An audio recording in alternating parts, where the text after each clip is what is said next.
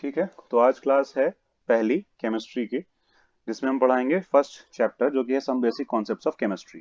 ठीक है। इसमें हमने डेमो लेक्चर में भी काफी कुछ बताया है, पर फिर भी ऊपर से थोड़ा सा बता देते हैं। बहुत ज्यादा कुछ वैसा नहीं है।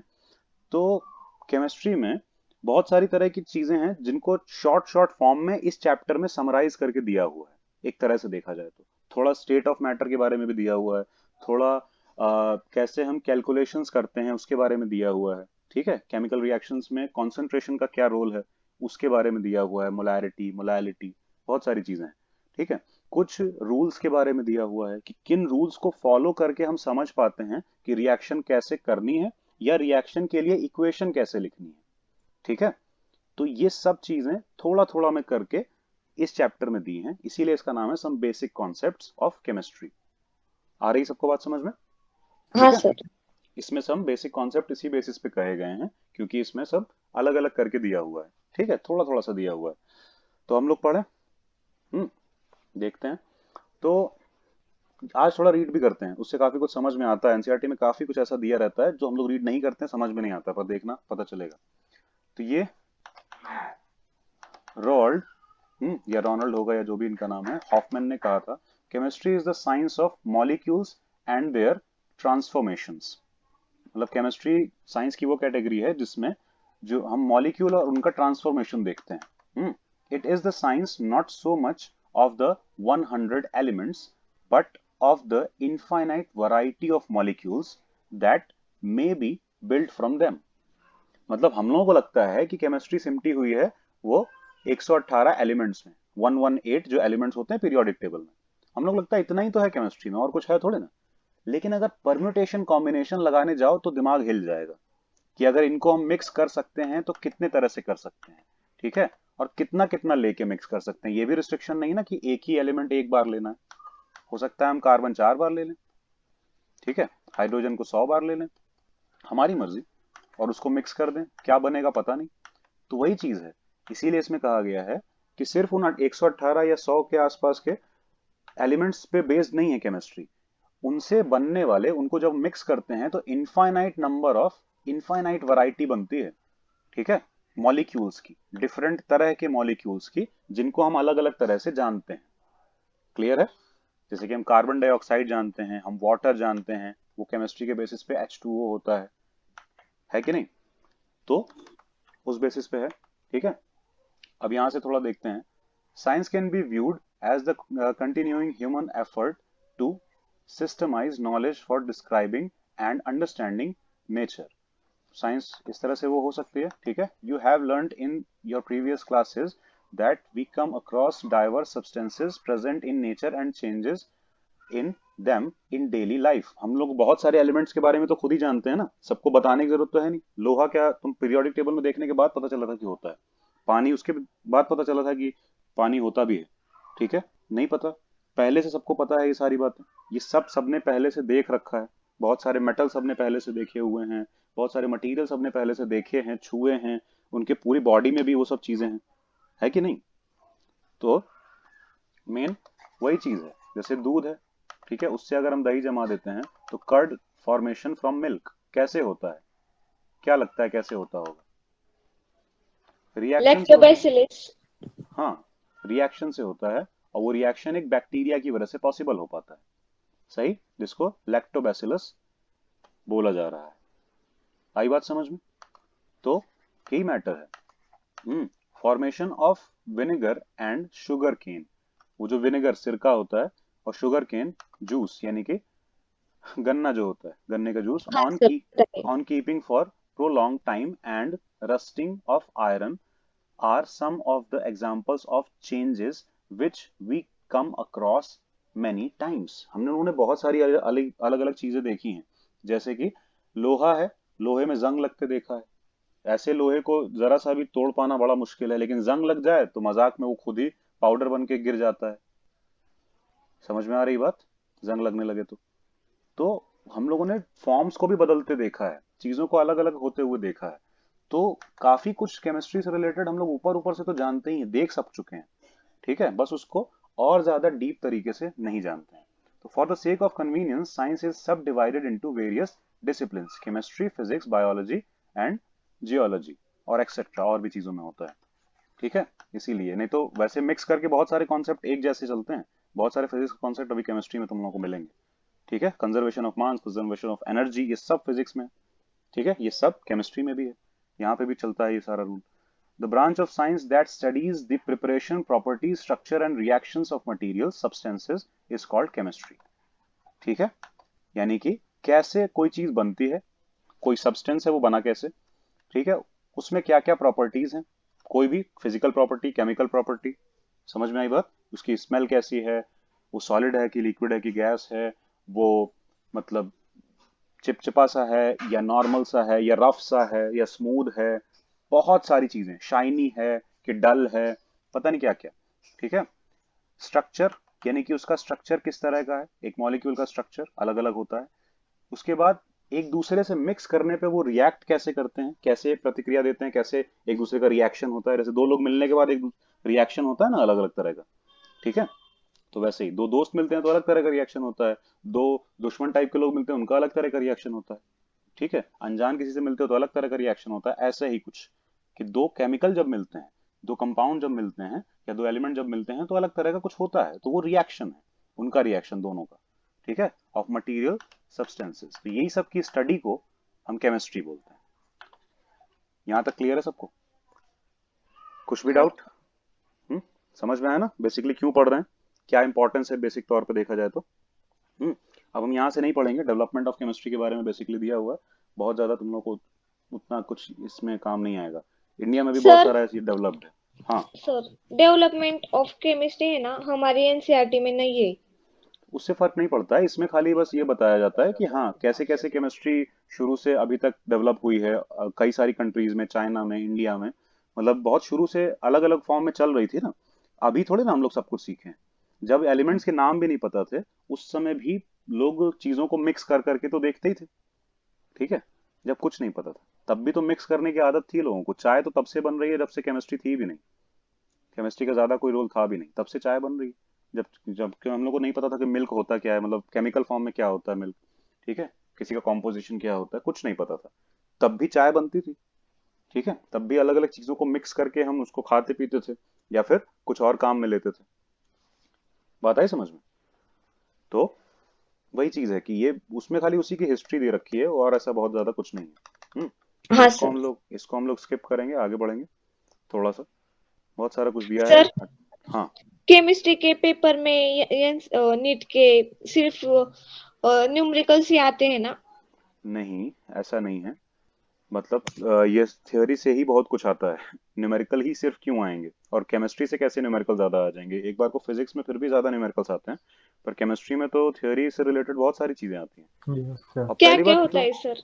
रिएक्शंस होती हैं। ठीक है, रिएक्शन से रिलेटेड बहुत कुछ होता है, और भी जो भी पढ़ोगी उसमें बहुत कुछ भरा पड़ा है कि कोई चीज कैसे बिहेव कर रही है, या फिर पीरियोडिक टेबल में कोई प्रॉपर्टी हो गई कि उसके बेसिस पे कोई चीज आ सकती है, बहुत कुछ होता है। धीरे धीरे जब पढ़ोगी तब समझ में आएगा, डायरेक्ट ऐसे अभी एक बार में नहीं बताया जा सकता है। ठीक है, तुम हाँ पेपर्स सर। उठा के देखोगी तो समझ में आएगा, काफी कुछ आता है इसमें, थर्मोडायनेमिक्स का बहुत बड़ा पार्ट है। ठीक है, उसके अलावा ऑर्गेनिक है, ऑर्गेनिक में तो कोई न्यूमेरिकल नाम की चीज ही नहीं है, ऑर्गेनिक में थोड़ा बहुत न्यूमेरिकल है नाम के लिए, जो कि मोल कॉन्सेप्ट और इन सब पे बेस्ड होता है, मोलैरिटी मोलैलिटी और मास परसेंटेज ये सब निकालना होता है, लेकिन नॉर्मली पूरी ऑर्गेनिक में तो कुछ है ही नहीं न्यूमेरिकल से रिलेटेड ज्यादा कुछ, हाँ नॉमन सर। नॉमनक्लेचर है, रिएक्शन है, ये रिएक्शन मैकेनिज्म है कि ऐसे ही क्यों हुई ये वाली रिएक्शन। ठीक है, तो उसका तो अलग ही पूरा सिस्टम है, तो इसीलिए खाली न्यूमेरिकल कैसे आ जाएंगे, बहुत कुछ है ना सर, इसीलिए। बुक में कुछ कुछ है डेफिनेशन दे होते हैं, वो आता है क्या? डेफिनेशंस नहीं ना? डेफिनेशन नहीं आती हैं, बात यह है कि देखो पहले की तरह वाला सारा सिस्टम भूल जाओ, पहले जैसे पढ़ते थे ना बचपन में, बच्चों हाँ वाला सब सर। सब सिस्टम भूल जाओ। अब उन लोगों के हिसाब से क्या है कि तुम लोगों के पास बुक है, ठीक है, बुक है, टीचर्स हैं, जो भी हैं, तुमको पूरा पता होना चाहिए। जो टाइम मिला है तुमको, एक साल दो साल जो भी है 11 12 मिला के, उसमें उनकी एक्सपेक्टेशन है नीट वालों की या जो भी एग्जाम ले रहे हैं कि तुमको सब कुछ पता होना चाहिए, पता होना चाहिए, याद होना चाहिए नहीं बोला गया है। समझ रही हो, दोनों में फर्क हाँ है। सर। तो एक डेफिनेशन है, वो डेफिनेशन क्या मतलब बना रही है, अगर तुम्हें वो पता है तो उसकी हेल्प से दूसरे क्वेश्चन कर सकती हो तुम। वो डेफिनेशन लिखने को नहीं आएगी कभी भी, लेकिन उसकी हेल्प से दूसरे क्वेश्चन तुम्हारे सॉल्व हो सकते हैं, कहीं वो इंफॉर्मेशन काम आ जाएगी तुम्हारे, ये चक्कर होता है। तो जो भी पता है वो जुड़ता है एक दूसरे से। एक चीज पता है तो दूसरी चीज में काम आएगा, दूसरी पता है तो पहले भी इसमें काम आएगा। समझ रही हो बात? हाँ अभी हम सर। फिजिक्स केमिस्ट्री दोनों पढ़ाएंगे ना, तो अभी देखना तुम लोग भूल भी जाओगे कभी कभी कि केमिस्ट्री की क्लास है या फिजिक्स की क्लास है, और फिजिक्स में भूल जाओगे कि ये फिजिक्स क्लास है या केमिस्ट्री की। ठीक है, अगर पढ़ते रहे आगे मेरे से तो। ठीक है हमसे, क्योंकि हम पहुंच जाते हैं वहां पे तुरंत, और जरूरी होता है इस वजह से। और ये दोनों अलग अलग नहीं चलता है, सब एक साथ ही मिक्स होकर चलती है इन्फॉर्मेशन। जैसे कि हम लोग फिजिक्स में जानते हैं कि मेटल पे फ्री इलेक्ट्रॉन्स होते हैं, सबको पता है। हाँ सर, पता फ्री है। इलेक्ट्रॉन्स होते हैं, ये सबको पता है ना, उसी लिए चार्ज फ्लो करता हाँ है, करंट करंट फ्लो होती है। लेकिन ये कैसे पता चल गया फ्री इलेक्ट्रॉन्स होते हैं?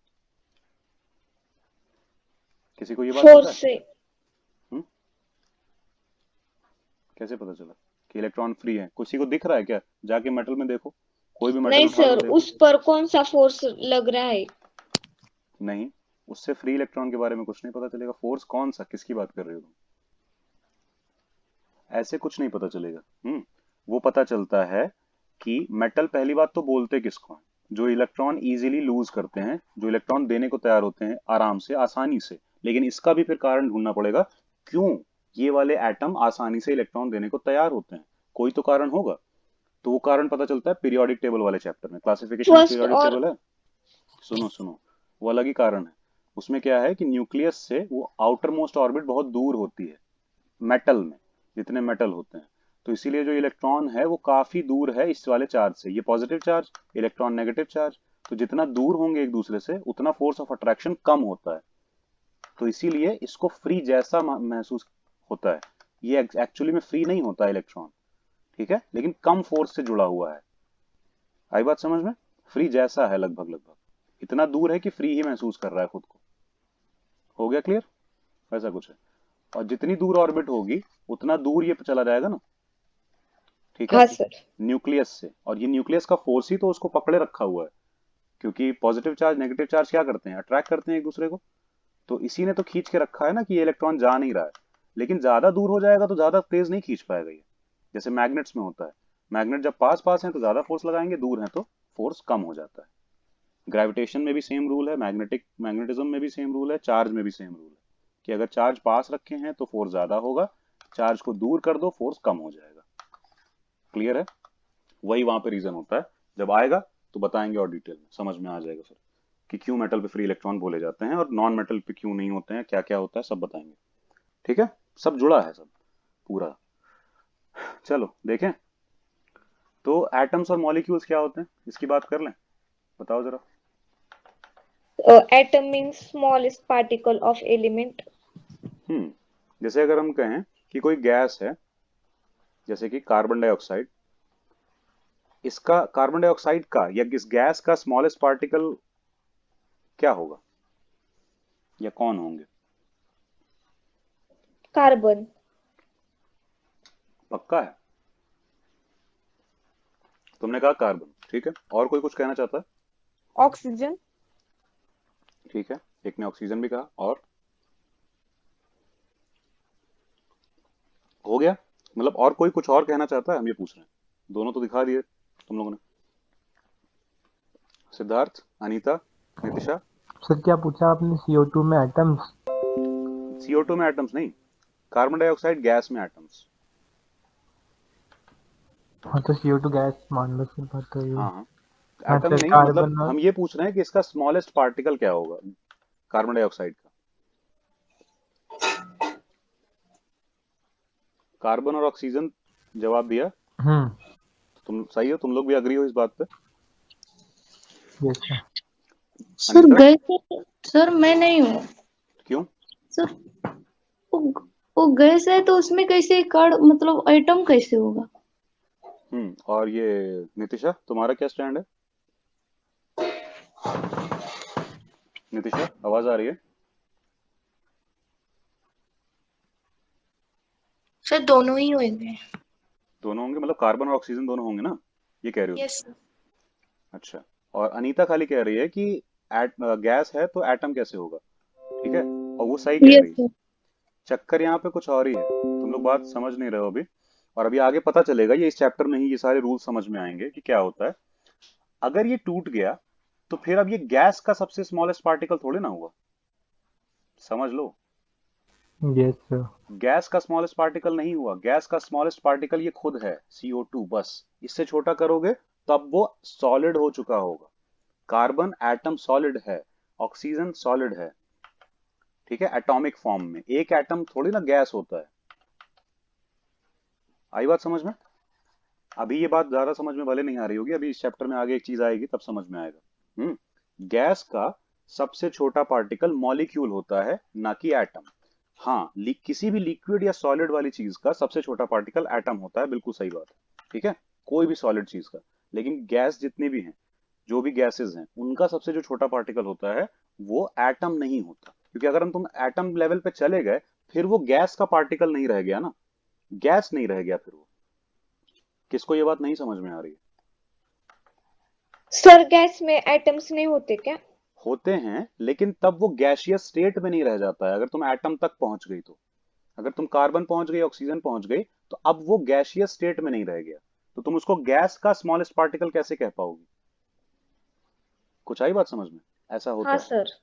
तो गैस का सबसे छोटा पार्टिकल उस गैस का, क्योंकि कोई भी गैस एक एटम पे नहीं होती। कभी भी देखा है कि गैस ऐसी होती हो, O या H? देखा है? नहीं या तो सर। कम से कम H2 या O2 मॉलिक्यूल फॉर्म में होती है गैस हमेशा। कभी भी एक एटम के फॉर्म में गैस होती ही नहीं है, ठीक है। तो गैस के लिए सबसे छोटा पार्टिकल मॉलिक्यूल है, लेकिन किसी भी सॉलिड या लिक्विड के लिए सबसे छोटा पार्टिकल एटम होता है। उसमें कहीं कोई डाउट नहीं। हो गया क्लियर? ठीक है। और मॉलिक्यूल और एटम में बेसिक डिफरेंस है क्या? मॉलिक्यूल्स में एटम्स कंबाइन होते हैं। मॉलिक्यूल मतलब अगर हम किसी चीज को जूम करते जाएं तो सबसे पहले हमको मिलेंगे मॉलिक्यूल, ठीक है। उसको भी और जूम करेंगे या उसको तोड़ेंगे तब एटम मिलेंगे, यानी कि एटम से मिलके मॉलिक्यूल बनता है ना। तो एटम और छोटा है, वैसे देखा जाए तो सबसे छोटा है। क्लियर है? और हाँ बस सर। बेसिकली यही है। किसी और को कोई डाउट तो नहीं? समझ में आ रही है ना बात? हाँ। जो भी चीज हम यस लोग सर। देख रहे हैं, जो भी चीज हम लोग देख रहे हैं, जैसे वाटर भी हम लोग देख रहे हैं, तो वाटर लगता है बिल्कुल कॉन्टिन्यूअस है, हर जगह बराबर सा है ना, एक जैसा है, अलग अलग नहीं है, दानों के फॉर्म में नहीं है, ग्रेन्स के फॉर्म में नहीं है वाटर, लगता है ना ऐसा। लेकिन जैसे जैसे हम, अगर हमारे पास हो एक माइक्रोस्कोप या कुछ ऐसा, जूम करते जाते हैं तो हमको मिलता है वाटर का एक मॉलिक्यूल अलग, फिर और करते जाते हैं तो मिलता है हाइड्रोजन का अलग, ऑक्सीजन का अलग जुड़ा हुआ। समझ में आई बात? कुछ इस तरह के फॉर्म में। ये चक्कर होता यस। है। तो वही चीज है मेनली, यानी कि हर चीज छोटी छोटी चीजों से बनी है, एटम से। और यहाँ एटम नाम का मतलब पता है किसी को? ये कहाँ से आया? अनु। हाँ वो तो है, लेकिन ये आया कहाँ से ये पता है? एक लैंग्वेज, पता नहीं लैटिन या ग्रीक में, एटोमियो, एटोमियो वर्ड या एटोमियो शब्द का क्या मतलब होता है? अनडिविजिबल, यानी कि जिस चीज को तोड़ा नहीं जा सकता और उसके अंदर कुछ नहीं है, ठीक है। तोड़ तो उसी चीज को सकते हैं ना जिसके अंदर कुछ और हो, ठीक है। आखिरी में तो एक चीज मिलेगी जिसको और तोड़ के अंदर कुछ मिलेगा नहीं तुमको। समझ में आई बात क्या कह रहे हैं? हाँ सर। तो एटम को वही माना गया था पहले, इसीलिए उसका नाम रख दिया गया था। मतलब एटोमियो शब्द का ये मतलब होता था। जैसे इंग्लिश में जिसको लाइट बोलते हैं, हिंदी में उसको क्या बोलते हैं? प्रकाश बोलते हैं। बिजली। प्रकाश नहीं, बिजली तो इलेक्ट्रिसिटी को बोलते हैं, ठीक हाँ है, सर। प्रकाश बोलते हैं। और ग्रीक या लैटिन, पता नहीं, ग्रीक में शायद लाइट या प्रकाश को क्या बोलते हैं पता है? एग्जैक्टली में नहीं ग्रीक या लैंग्वेज का नहीं पता। फोटो बोला जाता है। फोटो सर, शब्द का मतलब इससे ही होता है, फोटोसिंथेसिस बना है क्या? हाँ, प्रकाश वो संश्लेषण। सारे वो सारे शब्द जो फोटो से जुड़े हुए हैं, उसका मतलब ही वो, क्योंकि वो सारे लाइट से जुड़े हैं, प्रकाश से जुड़े हैं, उसी से तो सारे वर्ड बने हैं। फोटोसिंथेसिस उसी से बना हुआ है, ठीक है। फोटो इलेक्ट्रिक इफेक्ट उसी से बना हुआ है। समझ में? फोटोलाइसिस। फोटोलिसिस उसी से बना हुआ है। हर चीज फोटो मतलब जिसमें लाइट का कोई ना कोई रोल है। आई बात समझ में? फोटो का मतलब भी वही है जिसको हम लोग फोटो बोलते हैं। वो जो जिसको हम लोग कह रहे हैं कि फोटो, ये हमारी फोटो, ये तुम्हारी फोटो है, वो किसी की फोटो नहीं है, वो लाइट की फोटो है खाली। पता है तुम लोगों को? वो खाली कैसे सर? तुम्हारे चेहरे से, तुम्हारे शरीर से, तुम्हारे हाथ पैर से, कपड़ों से लाइट रिफ्लेक्ट होके उस पे जैसे आ रही है, वो दिखा दे रहा है।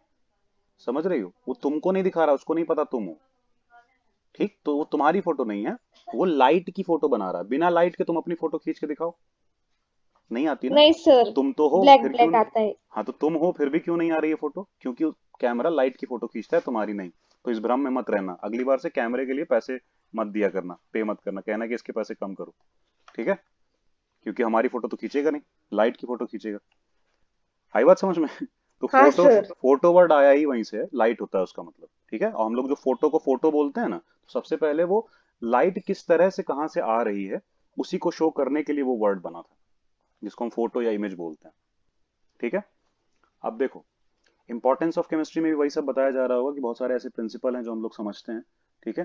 जिसमें इंपॉर्टेंस जानना जरूरी है तुम लोगों के लिए, तो और ज्यादा। देख रहे हो, ड्रग्स मतलब कि दवाएं जो होती हैं वो बहुत सारी सब केमिस्ट्री बेस्ड ही होती है, मतलब सबका सब के नाम और वो सब जो होते हैं केमिस्ट्री बेस्ड होते हैं। तो अगर हम लोग को कुछ पता चला, किसी का नाम पता चला, तो काफी हद तक हम प्रेडिक्ट कर सकते हैं या क्लियर बता सकते हैं कि ये दवा में ये वाली चीजें मिली हुई हैं, ठीक है? तो पता चल जाएगा कि क्या ये चीजें नुकसान तो नहीं करती। समझ में आ रही है बात? तो हम लोग सोच समझ के खा सकते हैं उन दवाओं को। आ रही है बात समझ में? हाँ डॉक्टर्स के लिए, सर। डॉक्टर्स के लिए तो डायरेक्टली जरूरी है, इंपॉर्टेंट है। खाली बायो पढ़ पढ़ के थोड़ी ना डॉक्टर बनना है। केमिस्ट्री नहीं पढ़ोगे तो दवा के बारे में पता नहीं चलेगा, तो कैसे पता चलेगा कि बॉडी कैसे एक दूसरे के साथ इंटरेक्ट करती है, बॉडी कैसे न्यूट्रिशन के साथ इंटरेक्ट करती है, कोई चीज खाओगी तो क्या होगा और उससे उसकी कमी हो जाने से क्या असर पड़ेगा, ठीक है? जैसे कि हम लोग अभी जो बेवकूफी वाले लेवल पे जानते हैं कि कैल्शियम की कमी होने से क्या होना चाहिए, बताओ। अभी हम केमिस्ट्री की इंपॉर्टेंस 2 मिनट में साबित कर सकते हैं तुम लोगों को ये बात दिखा के। केम कैल्शियम की कमी से शरीर पतला दुबला होता है, मतलब कमजोर होता है। हाँ हाँ, हार्ड है, हार्ड है। हाँ, कमजोर होता है। और और हमारे शरीर में बोन्स होते हैं ना, सर हड्डियां हड्डियाँ। कमजोर होती हैं हाँ, हाँ, हड्डियों का सबको पता होगा। यस। क्योंकि सर फिर भी हड्डियों में कैल्शियम होता है, तो कैल्शियम की कमी से हड्डियां कमजोर होंगी। बस हड्डियों में होता है, यही तो मैटर है। नहीं सर। और कोई कुछ बोलना चाहेगा कि कैल्शियम की कमी से क्या क्या हो सकता है? नहीं पाया जाता है, क्या? मुख्य रूप से मतलब अधिक हड्डियों में ही पाया जाता है। उससे क्या मतलब है? लेकिन सबसे शुरुआती कैल्शियम की कमी होने से पता है क्या होता है? ब्लड प्रेशर में प्रॉब्लम आना शुरू शुरू हो जाती है, ब्लड प्रेशर ऊपर नीचे हो जाएगा। Yes sir. हम्म, ये बात पता है? Yes sir. हाँ हम्म, सर। तो ब्लड प्रेशर चेंज होने लगता है सबसे पहले। यानी कि क्यों ऐसा होता है? हमने अभी तो बताया कि हड्डियों को जाके चम्मच से थोड़ी ना खिलाया जा रहा है, हड्डियों तक पहुंचाता कौन है कैल्शियम? ब्लड। ब्लड। हाँ, तो ब्लड में अगर कैल्शियम की कमी है तो हड्डियों में ऑटोमेटिकली हो जाएगी, ठीक है? और हड्डियों में है तो वो ब्लड में जितना कैल्शियम बचा है खींच लेगी अपने एक जरूरत को पूरा करने के लिए, फिर ब्लड में कमी हो जाएगी। और ब्लड में जैसे ही कैल्शियम की कमी होती है, ब्लड प्रेशर फ्लक्चुएट करना शुरू कर देगा। समझ में आई बात? क्योंकि बहुत ये सारी चीजें मेंटेन रखने से ब्लड प्रेशर नॉर्मल रहता है। कैल्शियम, मैग्नीशियम, पोटेशियम और एक और था, सोडियम, ठीक है? सबका आपस में बैलेंस है, जिसमें कैल्शियम और मैग्नीशियम ये आपस में बैलेंस में रहते हैं और पोटेशियम और सोडियम आपस में बैलेंस में रहते हैं। आई बात समझ में? हाँ सर। तो इनके बैलेंस से ब्लड प्रेशर नॉर्मल रहता है, ठीक है? समझ लेना। तो वही है कि हम लोग को जितना पता होता है ना ऊपर ऊपर से, उससे कहीं ज्यादा दूसरी तरह की चीजों में भी उन न्यूट्रिशन का काम होता है। ऊपर ऊपर से तो हम लोग को जरा सा पता होता है, तो जब वो न्यूट्रिशन पता नहीं होंगे, केमिस्ट्री बेसिस पे ही तो तुमको पता चल रहा है ना, मैग्नीशियम के बारे में, इसके बारे में, उसके बारे में, ठीक है? तो वही मैटर है। कोई दवा के बारे में, कोई दवा यही वाली देना क्यों ठीक है, जैसे ये वाली दवा है, इसका नाम देख के तुम लोगों के दिमाग में अभी भले कुछ ना आए, लेकिन जैसे ही तुम लोग ऑर्गेनिक केमिस्ट्री पढ़ोगी, तब तुम लोगों के दिमाग में फॉर्मेशन बनना शुरू हो जाएंगे। एजिडो थायमिडीन, क्या मतलब होता है इसका? ठीक है, आइन क्यों लगा होता है लास्ट में? थायम क्या काम, क्या मतलब होता है? एजी क्यों लगाते हैं? समझ में आ रही है बात? तो ये सब पूरा का पूरा एक स्ट्रक्चर है। जब हम लोग पढ़ते हैं तो हम लोग को दवाओं के बारे में बहुत नॉलेज धीरे धीरे करके हो जाती है। डॉक्टरों को तो होनी चाहिए, सीधी सी बात है। तो अच्छी खासी इंपॉर्टेंस है, ठीक है? साइड का सब्जेक्ट नहीं है, ठीक से समझ के चलना। डॉक्टर बनना है तो जितना बायो इंपॉर्टेंट है उतना ही केमिस्ट्री भी इंपॉर्टेंट है, ध्यान रखना। चलो, yes sir. Nature of matter. अब हम मैटर के नेचर पे आ जाते हैं, ठीक है? बहुत सारी इधर उधर की बातें हुई। मैटर, मैटर का क्या नेचर होता है? You are already familiar with the term matter. पहली बात तो ये मैटर होता क्या है,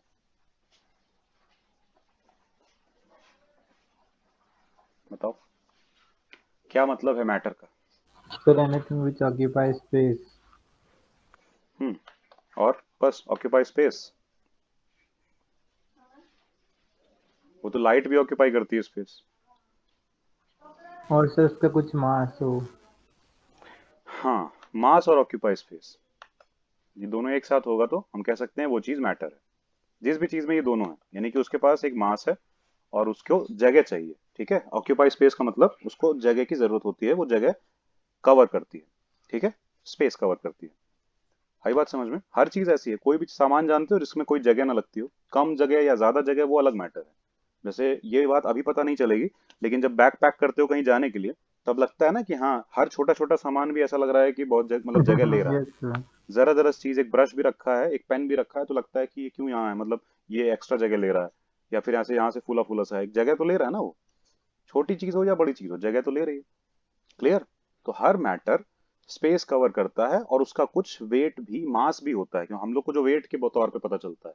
हम लोग मास कहाँ, जब बैग टांगते हैं तो वेट पता चलता है ना, कि पीछे से सर खींच ये रहा है, mg बहुत ज्यादा लगता है। खींचा जा रहा है, हाँ mg लगता है, तो पता चलता है कि हाँ उसका अच्छा खासा मास है, तभी तो मेरे वेट भी है। क्लियर? तो बहुत सारी जो भी चीजें हम लोग आसपास जानते हैं, उन सबका ऐसा ही है। अब हम बात करते हैं स्टेट्स ऑफ मैटर की, जिसकी हम उसमें भी बात कर चुके हैं, क्या नाम है, डेमो लेक्चर्स में, लेकिन फिर से बात करते हैं, इसको ना पता हो। सॉलिड, लिक्विड और गैस, ये सबको पता है स्टेट्स होती हैं मैटर की, हाँ इन्हीं तीनों यस में से। सर। ठीक है। उस दिन जो लोग थे, वो ये नहीं बताएंगे जवाब इस बात का जो हम पूछने वाले हैं, जो लोग नहीं थे वो बताएंगे, ठीक है। साक्षी तुम बता सकती हो, और जो और होंगे, जो लोग नहीं थे उस दिन, वो बताएंगे, ठीक है। ध्यान रखना कि हर चीज सॉलिड, लिक्विड और गैस फॉर्म में हो सकती है या नहीं। हो पहले सकती ये है सर। हाँ हो सर सकती हो है सकती है। हर चीज। तुम थे सिद्धार्थ उस दिन? नहीं। पक्का? yes, sir। ठीक है, तुम लोग कह रहे हो हर चीज हो सकती है सॉलिड, लिक्विड, गैस फॉर्म में, तो आयरन गैस फॉर्म में हो सकता नहीं है क्या? नहीं नहीं नहीं नहीं हम्म सर आयरन हो सकता है। आयरन गैस फॉर्म में हो सकता है? हाँ सर वेपर फॉर्म में हो सकता है। कैसे? यस सर हो सकता है। हम्म कैसे हो सकता है? पिघला कर। पिघला के तो लिक्विड फॉर्म में हो जाता है। तो फिर उड़ा दो उसको। हाँ सर। तो फिर गैस उड़ते में हुए, हो जाएगा। उड़ते हुए देखा है? नहीं सर मतलब नहीं। मैंने कहीं पढ़ा था कि ऐसे कि तुम स्प्रे कर सकते हो कहीं पे। क्या कर सकते हैं? स्प्रे कहीं पौधा वौधा में देने के लिए कुछ। पता नहीं कहाँ अच्छा पढ़ा अच्छा था मेरे को ऐसे याद आया। वो अलग मैटर है, वो तो न्यूट्रिशनल लेवल पे पानी में भी मिला होता है, तो वो तो स्प्रे करोगे तो उसके साथ जला ही जाएगा, अलग मैटर। ठीक है, हम बात कर रहे हैं पूरी तरह गैस बन जाने की उसके। तो साक्षी, तुम्हारा क्या स्टैंड है? गैस में बन सकता है वो? आवाज तुम्हारी कट गई क्या? नहीं सर। नहीं बन सकता है? बन सकता है। अर्थ पे तुम्हें इसलिए नहीं दिखता। बताए थे। अर्थ क्यों पे तुम्हें सर? इस अर्थ पे तुम्हें इसलिए दिखता नहीं है क्योंकि उतना टेम्परेचर उसको नहीं मिल पाता है, क्योंकि इनके लिए एक कंडीशन होती है ना हर चीज। अच्छा, अगर हम तुमसे पूछें कि वाटर, हम्म या चलो H2O, इसका क्या स्टेट होता है, सॉलिड, लिक्विड या गैस? सर तीनों। तीनों भी। हाँ तीनों होता तीनों है। Temperature sir. पे डिपेंड करेगा सर कौन से वही ना, कि टेम्परेचर पे। कंडीशन पे डिपेंड करेगा ना, कि कौन सी कंडीशन पे हम पूछ रहे हैं तुमसे। हो सकता है हम ऐसी कंडीशन पे पूछ रहे हैं जब 150 डिग्री सेल्सियस टेम्परेचर है किसी जगह पे, तो सर वेपर। वहां पे ये कौन से फॉर्म में होगा, गैस फॉर्म में, यस वेपर सर। फॉर्म में, है ना। और ऐसी कंडीशन पे पूछे जहां पे 40 डिग्री सेल्सियस टेम्परेचर है, वहां कौन से फॉर्म में होगा? आई। वाटर। सर नहीं, liquid. Liquid water liquid. Liquid form में, है ना, लिक्विड फॉर्म में होगा। और जहां पे -10 डिग्री सेल्सियस टेम्परेचर है, वहां पे, सर सॉलिड। वहां सॉलिड, सॉलिड। आइस, आइस के फॉर्म में होगा। तो यानी कि कंडीशन डिपेंड हो गई ना इस चीज पे, तो ऐसे ही आयरन के लिए भी तो है, बस वो कंडीशन में टेम्परेचर बहुत ज्यादा चाहिए, इस वजह से हमें वो गैसियस फॉर्म में नजर नहीं आता कहीं। सही है? क्लियर है सबको? यस साक्षी? सर। Yes sir. ठीक है, तो सॉलिड, लिक्विड, गैस, सब कुछ, सब कोई भी एलिमेंट ऐसा नहीं, कोई भी कंपाउंड ऐसा नहीं जो तीनों गैस, तीनों स्टेट्स में ना प्रेजेंट हो सकता हो जनरली। ठीक है, होगा तो रेयरेस्ट ऑफ रेयर, एक आध हो सकता है, वो भी बहुत रेयर होता है वो। चलो आगे चलें। तो अगर हम अलग अलग करना चाहें कि सॉलिड को सॉलिड क्यों बोल रहे हैं, मतलब कैसे अलग अलग हैं ये तीनों, देखने के हिसाब से नहीं बताना है, थोड़ा टेक्निकल तरीके से बताना है कि सॉलिड को हम सॉलिड किस बेस पे कह सकते हैं। अगर हम कहें कि तुम लोगों के घर में सोफा है या तकिया है, तकिया में जो सॉफ्टनेस है, मतलब वो जो रुई है, या कोई भी चीज, जैसे कॉटन ही ले लो, चलो रुई ले लो, ठीक है, तो रुई सॉलिड है या नहीं? हाँ सर है सॉलिड। सॉलिड है। और लोग बताओ। Yes sir. ठीक है, तो लगती नहीं है ना, सॉफ्ट लगती है। तो सॉफ्टनेस का सॉलिड से होने से कोई मतलब नहीं है। सॉलिड होना एक स्टेट है। इसका मतलब जब कोई चीज फ्लो नहीं कर सकती लिक्विड की तरह, ठीक है, या गैसियस तरीके से उस तरह नहीं उड़ जाएगी अलग अलग उसके पार्टिकल्स होके, तो वो सॉलिड है फिलहाल। सही है कि नहीं? हाँ सर। सबको क्लियर है ना? तो यस सर। जो चीज यस हमें सर। हल्की भी लग रही है तो ऐसा नहीं कि वो सॉलिड नहीं है। लिक्विड और गैस का और अलग है। तो हम कैसे तय करेंगे कि कोई चीज सॉलिड है, और कैसे अलग अलग हैं ये तीनों स्टेट, किस फॉर्म में अलग है, क्या सबसे बेसिक क्या डिफरेंस है इन तीनों में, ये बताओ। सॉलिड, सॉलिड के हाँ, सॉलिड के पार्टिकल्स पास पास होते हैं। हाँ, और लिक्विड के थोड़े थोड़े दूर दूर होते हैं और सर, गैसेस के इंटरमॉलिक्यूलर स्पेस दूर कम होते होता हैं। है। गैस के और दूर होते हैं, है ना? बस यही चीज है। सॉलिड में कुछ ज्यादा ही पास होते हैं पार्टिकल्स, बहुत क्लोज क्लोज होते हैं, ठीक है, कुछ ऐसा रहता है, बहुत क्लोज रहते हैं। लिक्विड में उससे थोड़ा कम क्लोज रहते हैं, ठीक है, क्लोज हैं पर अभी भी ना ज्यादा क्लोज ना ज्यादा दूर एक दूसरे से। क्लियर है? ऐसा कुछ। और गैस में तो कुछ ज्यादा ही दूर, आराम से फ्री फ्री घूम रहे हैं सब इधर उधर, ठीक है, समझ में आई बात? तो हाँ सर। सीधा सीधा ऐसा कुछ होता है अगर बेसिकली देखा जाए तो अगर हम गैस के पार्टिकल को जबरदस्ती पास ले आए तो क्या दिक्कत है? छोटे डब्बे में बंद कर दो तो यस क्या होगा? सर। सर ज्यादा सॉलिड में सेंसिटिव है। आएगा। सॉलिड नहीं, पहले लिक्विड में सर आएगा, लिक्विफाई होगा। ठीक है, और अगर उसको भी और हमने कंप्रेस कर दिया तो अब वो सॉलिडिफाई हो जाएगा, ठीक है, तब हम उसको कह यस सर। सकते हैं कि सॉलिड में हो गया है। तो कोई एग्जांपल है जो कोई गैस को हमने लिक्विड में बनाया हो या हम लोग उसको यूज करते हो? Sir LPG. हम्म। हाँ सर, एलपीजी। एलपीजी गैस क्या होती है? Liquefied liquefied petroleum gas. Petroleum gas, यानी कि होती वो गैस है, लेकिन क्योंकि उसको कंप्रेस करके छोटे से सिलेंडर में भर दिया है बहुत सारी गैस को, तो पास पास आ गए होंगे मॉलिक्यूल, तो वो क्या हो जाएगी? लिक्विड बन जाएगी ना। इसी चीज को तो बोला जा रहा है लिक्विफाई होना, लिक्विफाई, ठीक है, तो लिक्विफाइड पेट्रोलियम गैस, सिंपल सी चीज है, ठीक है। और सॉलिड से लिक्विड कैसे बनेगा? अगर मॉलिक्यूल्स को दूर दूर कर दें थोड़ा हम किसी तरह से, सही है ना, तो लिक्विड और दूर कर दें तो गैस, ठीक, और उल्टा करें, गैस गैस से लिक्विड बनाना है तो पास पास, और पास कर दें तो सॉलिड बन जाएगा। किसी को कुछ डाउट है इस बारे में? नहीं ना? लेकिन हम ये कर कैसे सकते हैं पहले ये बताओ। मॉलिक्यूल्स को हाथ से तो कर नहीं पाएंगे। सर अगर हम, मॉलिक्यूल्स को हीट करके हाँ, या फिर टेम्परेचर बढ़ा के और कम करके। टेम्परेचर बढ़ा के कम करके क्यों ऐसा कर पाए, टेम्परेचर। क्यों ऐसा कर पाएंगे टेम्परेचर बढ़ा के? फिर टेम्परेचर बढ़ाएंगे तो उनकी काइनेटिक एनर्जी बढ़ेगी, फिर वो ज़्यादा फास्ट मूव करेंगे। ये तो गैस में होगा, सॉलिड में काइनेटिक एनर्जी कहाँ से बढ़ जाएगी? वो तो चल ही नहीं रहा है। काहे की काइनेटिक एनर्जी, काइनेटिक एनर्जी का मतलब होता है हाफ एम वी स्क्वायर, जो यस कि सर। चलने से आती है। सॉलिड में क्या गर्म करोगे तो कोई चीज चलने लगती है? मतलब चूल्हे पे एक बर्तन चढ़ा दो सॉलिड, तो वो क्या इधर उधर भागने लगेगा कुछ भी? नहीं नहीं ना, तो फिर सर, हीट देके। हीट दे के क्या होगा? सर हीट देने से टेम्परेचर ही बढ़ेगा। टेम्परेचर बढ़ेगा, सॉलिड से लिक्विड, लिक्विड से गैस जा सकता है, लेकिन क्यों? वही तो हम पूछ रहे हैं, ऐसा क्यों होता है? सर जो उनकी क्या कहते हैं उसे, क्या? फोर्स ऑफ अट्रैक्शन होती है मॉलिक्यूल्स की, वो कम हो जाते हैं। कुछ कुछ कह सकते हो। मतलब सीधी बात है, अगर हम उनको ज्यादा हीट देंगे, टेम्परेचर जब बढ़ता है किसी भी चीज का, तो हर चीज एक्सपैंड होती है, बढ़ती है, मतलब फैल जाती है। और ये हर चीज के साथ होता है, ठीक है, कोई चीज ऐसी नहीं है जो हीट देने से एक्सपैंड ना होती हो। आई बात समझ में? एक्सपैंड का मतलब अपनी जगह बढ़ाती है, जो अभी बात हुई थी ना, ऑक्यूपाई स्पेस, ठीक है, हर मैटर स्पेस ऑक्यूपाई करता है, एक जगह लेता है। तो अगर हम उसको हीट कर दें तो वो ज्यादा जगह लेने लगेगा। यस। समझ में आई बात? सर क्यों? क्यों नहीं, ऐसा होता है, वो उनके मॉलिक्यूल्स के बीच का स्पेस बढ़ जाता है सर हम एनर्जी भी तो वही कह रहे थे। कंज्यूम करने की वजह से। नहीं, स्पेस एक्सपैंड होने का तुमने नहीं रीजन दिया ना, कि वो एक्सपैंड होता है तब जाके उसके मॉलिक्यूल दूर जाते हैं, और ये बेसिक नेचर है हर चीज का। हम चाहे सॉलिड से लिक्विड ना बनाए, सॉलिड से सॉलिड ही रहने दें, फिर भी हाँ उसमें एक्सपेंशन होगा। हम चाहे लिक्विड से लिक्विड ही रहने दें, फिर भी एक्सपेंशन होगा।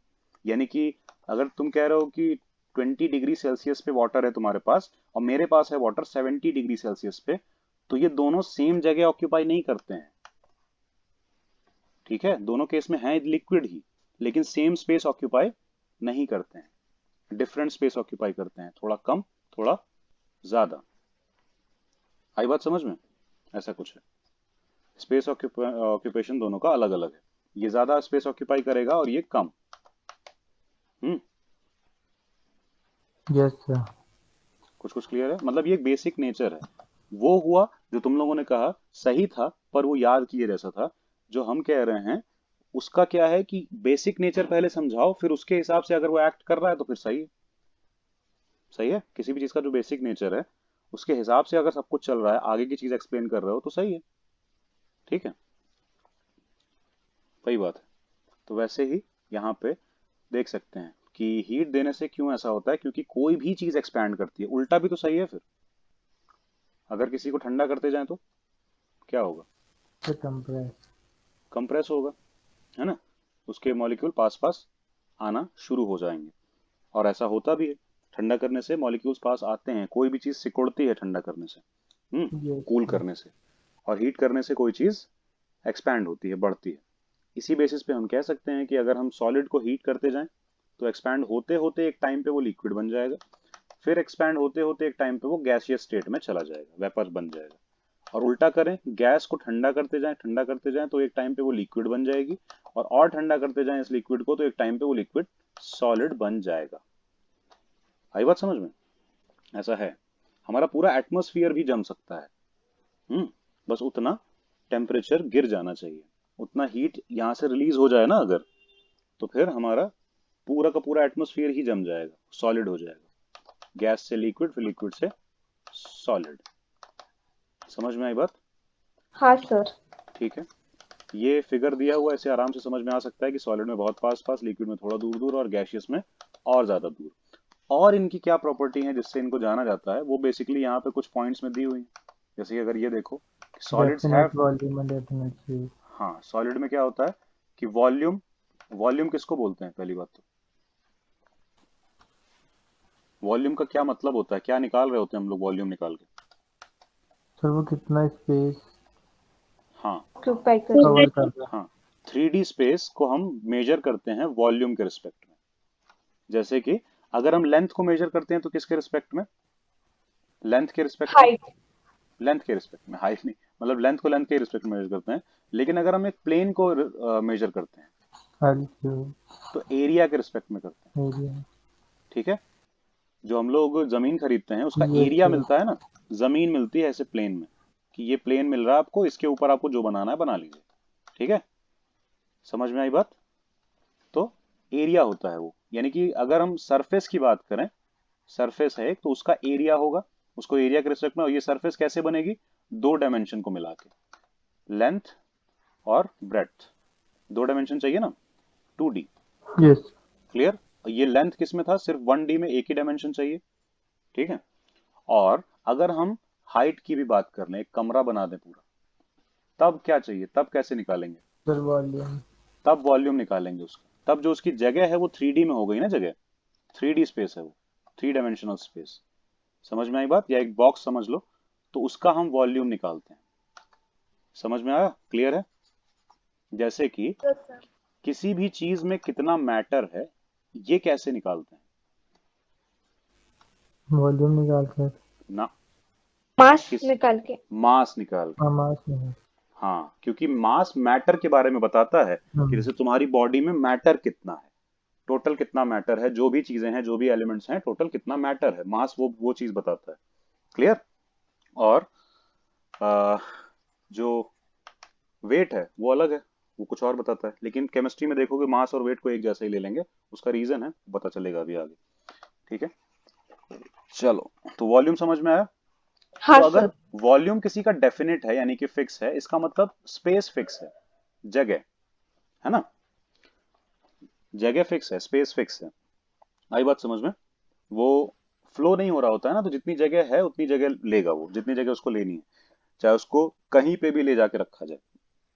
आई बात समझ में? तुम एक बर्तन में रख दो, खुली जगह पे रख दो, जमीन पे कहीं पे खुले में रख दो, तब भी वो सॉलिड एक ही जैसा जगह लेगा। बैग में रख लो, कहीं भी रख लो, ठीक है, और उसका शेप भी वही रहेगा, ठीक है, जिस जिस डिजाइन का है वो, जिस शेप का है वो भी वही रहने वाला है। यानी कि पहले अगर वो क्यूब था तो अभी भी वो क्यूब ही रहेगा, वो कुछ और नहीं बन जाएगा। इसको चाहे कहीं भी रखो, अपने बैग में रखो, सड़क पे रख दो, कहीं पे भी रख दो, क्यूब का क्यूब ही रहेगा। सही। लिक्विड में नहीं है ऐसा। लिक्विड में बैग में रखोगे तो वो बैग के बॉटम का शेप लेके नीचे से बह भी जाएगा। तो मेनली अगर लिक्विड को किसी कंटेनर में रखते हैं तो कंटेनर के नीचे वाले हिस्से का शेप ले लेता है।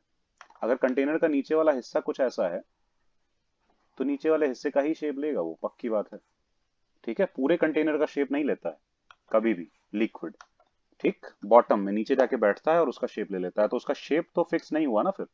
Shape not definite, do not have definite shape, लेकिन वॉल्यूम डेफिनेट होता है, यानी कि जगह वो उतनी ही लेगा। बात समझ में आई? यानी कि एक ग्लास पानी, ठीक है, एक ग्लास का मतलब मान लो 200 ml पानी, यस ठीक है, सर। वॉल्यूम है ये, ml में क्या बताते हैं, मिलीलीटर, लीटर किसका यूनिट है, वॉल्यूम का। तो 200 ml पानी तुम ग्लास में रखो, किसी बोतल में रखो, एक बाल्टी में रखो या जमीन पे गिरा दो, जगह वो उतना ही लेगा, 200 ml के बराबर ही, क्योंकि ये मास थोड़ी ना है उसका, ये क्या है, वॉल्यूम है, स्पेस है। तो लिक्विड का भी स्पेस फिक्स होता है, वो उतनी ही जगह लेता है लिक्विड। आ रही सबको बात समझ में? जमीन पे हाँ भी गिरा सर। दोगे तब भी उतनी जगह लेगा, लेकिन शेप फिक्स नहीं होता है, सबको पता है। जिस भी तरह की चीज में डालोगे उसके नीचे के हिस्से का शेप ले लेगा। क्लियर? और गैस में पूरे ही कंटेनर का शेप ले लेगा, जैसा भी कंटेनर है, आगे ऐसा है फिर ऐसा बना दो, ऐसा बना दो, हर जगह का शेप ले लेगा, हर जगह गैसियस मॉलिक्यूल फैल जाएंगे बराबर से, ऐसा कुछ है, ठीक है। तो गैस जो है पूरे सर कंटेनर का शेप ले लेता है। हाँ, गैस स्टेट में शेप नहीं होता ना? गैसियस स्टेट में शेप नहीं होता है, लेकिन जिस कंटेनर में हम उसको जबरदस्ती बंद करके रखेंगे, बाहर नहीं निकलने देंगे, वो कंटेनर को पूरा भर देगी वो गैस, कंटेनर में हर जगह होगी, नीचे नहीं बैठी मिलेगी तुमको। फिर वॉल्यूम भी डेफिनेट नहीं होगा इसका मतलब। हाँ, इसमें वॉल्यूम भी डेफिनेट नहीं है, ठीक है, शेप भी डेफिनेट नहीं है, वॉल्यूम भी डेफिनेट नहीं है। क्योंकि अगर हम इस बोतल के ढक्कन को ऊपर से खोल दें, हटा दें, तो क्या होगा, ये पूरी गैस फैल जाएगी पूरे कमरे में, रूम में। आई बात समझ में? हाँ सर। तो बंद करके हाँ रखेंगे सर। तो पूरे कंटेनर का शेप लेगी, लेकिन खुला होगा कहीं से भी तो वो सारी गैस निकल के वो अपने बड़े कंटेनर का शेप लेगी, क्योंकि अब कमरा उसका तुम्हारे लिए कंटेनर हो, मतलब उसके लिए तुम्हारा कमरा कंटेनर हो गया ना। और कमरे में भी दरवाजा खुला है या जरा सी कहीं जगह है गैस को निकलने के लिए, तो पूरी दुनिया उसके लिए कंटेनर होगी। आई बात समझ में? तो ये बेसिकली चक्कर है। क्लियर हो गया? हाँ तो सर। तो इनका वॉल्यूम भी फिक्स नहीं है, यानी कि जगह कितना लेगी पता नहीं।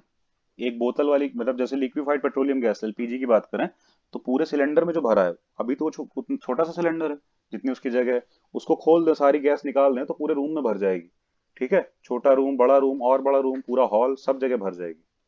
क्लियर? तो स्पेस का फिक्स नहीं होता है कि इतनी ही जगह लेगी वो। आई बात समझ में? ज्यादा भी ले सकती है, कम भी ले सकती है जबरदस्ती। क्लियर? तो ना शेप फिक्स ना वॉल्यूम फिक्स, सब कुछ क्लियर है? अब हाँ यहाँ से सर। आगे चलें। अब यहाँ से बात आती है, हाँ एक चीज और देख लो, इनके कुछ नाम होते हैं।